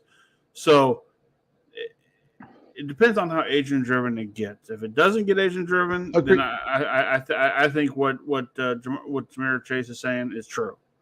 Now, if an agent gets involved, like in the case of Lamar Jackson, then in Lamar Jackson's case, he didn't have an agent. Okay, I thought he did. Okay, but your point is very well taken. But at the same time, it depends on what Joe Burrow wants his agent to do or how he does his job. Now, if Joe Burrow says, "Go do your job," okay, they're going to throw out a number, and then they're going to up it by 20% and offer the up portion of the 20%, knowing that they're probably going to get that number of what he wants in return from the Bengals. Listen, the Bengals aren't stupid. The Bengals know why they are there. There are two guys on that football team are the reason why they're there. One's Jamar Chase and the other is Joe Burrow. All right. Yes, defensively, they need to get better, and their offensive line needs to get better because Joe Burrow was taking a beating just not more than 2 years ago, getting sacked right and left, getting sacked 9 times in one game is ridiculous. So at the same time, I get what you're talking about. Agents are paid to get these guys all the money, not some of it, unless they're instructed. And that would be the question. Is Joe Burrow going to instruct his agent to get the money, or is Joe Burrow going to say, "Listen, take their first offer and let's go"? Because I want to be known as a team player. I know I'm going to make the money in the endorsements and everything else. I'm not going to be hurting money for the rest of my life anyway. that just all depends on what his mentality is as far as moving forward. And that's a fair question in reality when you're talking about a Joe Burrow, when you know this guy should be making 50 million, but 50, at least probably 52 million. What will he take? Will he take 47? Will he take 46? But at the same time, he doesn't want to be so stupid that he's just taking the low ball just to look good. I just don't think you will see that. I don't think so either, but it's also the thing to where how different does the mind change if you've won, let's say in your first 5 years as an NFL player, you've won 3 championships, okay? Which should be freaking phenomenal. At that point, you can go to your team and go. Patrick Mahomes, he's 1-2 in the first 4. Yeah, okay. You go to the team and go, okay, I can produce, I can do this. So now maybe it's a good time to get paid because I brought you all the success to your hometown, your team, everything else, and the NFL, I might only, let's face it, an NFL player might make 2 contract deals. His rookie and usually it's his second year and the second and third. Usually. Yeah. So let's say he approaches it as this is the one time I'm going to ask for, Burrow's going to go, I want to be here for 10 years. Let's make this work for 10 years. What are you willing to pay me for 10 years? And then that doesn't sound so bad when you want to sign a player to a $300 million deal for 10 years and pay him $30 million a year. That's kind of a bargain at that point. Mm-hmm. So, I mean, it sounds astronomical, but at the same time, you're going, but he's putting in time.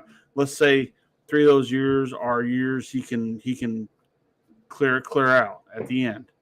Mm-hmm. Still, none of it's guaranteed. So, or at least the first part of that is guaranteed. The rest of it's not. So, right. You can. Well, or if he does it, Tom Brady. Look what Tom Brady did. This guy's still getting paid by the frickin' Patriots. He takes the low ball effects, puts it on the end of his career, and even when he's not on the books in the guy's still making hand over fist from the Patriots. That's what I think Joe Burrow should do in reality, is take the Tom Brady effect, take less now, get more later, guaranteed, more so than maybe. And listen, say whatever you want. There are 2 contracts that in sports history that are the greatest. One of them's Tom Brady's. Okay. And the other one was the guy who gets paid $2 million every year until I forget his name. It's just popping this baseball player. I know you're talking about. Yeah. It's So the name just slipped my because I'm 56 years old and I can't remember things like I used to. But that guy gets paid every year $2 million. The best contract in Major League Baseball ever. The guy hasn't played baseball in 25 years. He's made $2 million for the last each year for the last 25 years, and I think he's got 3 more years, if I'm not mistaken, on that deal. What a sweet deal! But that's what Joe Burrow should do. Joe Burrow, in reality, needs to be the Tom Brady to set himself up to be the next GOAT, which means his salary is low enough to where they can get more guys, especially in offensive line. They need to get some stud offensive line. They have done a little bit in the offseason, but they need that one guy to solidify the offensive line. They made some moves, but I think they still need one guy that just solidifies it to where it makes it more possible for him to go up against Patrick Mahomes and be successful more so. But really, in reality, Joe Burrow's legacy is going to be, can I get past Patrick Mahomes? And that's just the facts. It's just the way it works. You see the guy, and not only that, Kansas City has done the right thing by Patrick Mahomes. Hey, Bobby Bonilla was that player. Say that again. Bobby Bonilla was that player. Bobby Bonilla, that's it. That's it. He gets paid. Here you go. As the New York Mets have done for the last 8 years, the club completed a transaction Wednesday, paying former Major League Baseball slugger Bobby Bonilla more than $1 million as part of a deferred payment, which is July 1st, known as Bobby Bonilla Day. So that's genius. It's coming up soon. Yeah. When does it stop? Oh, I didn't see that. I think it's in 3 years.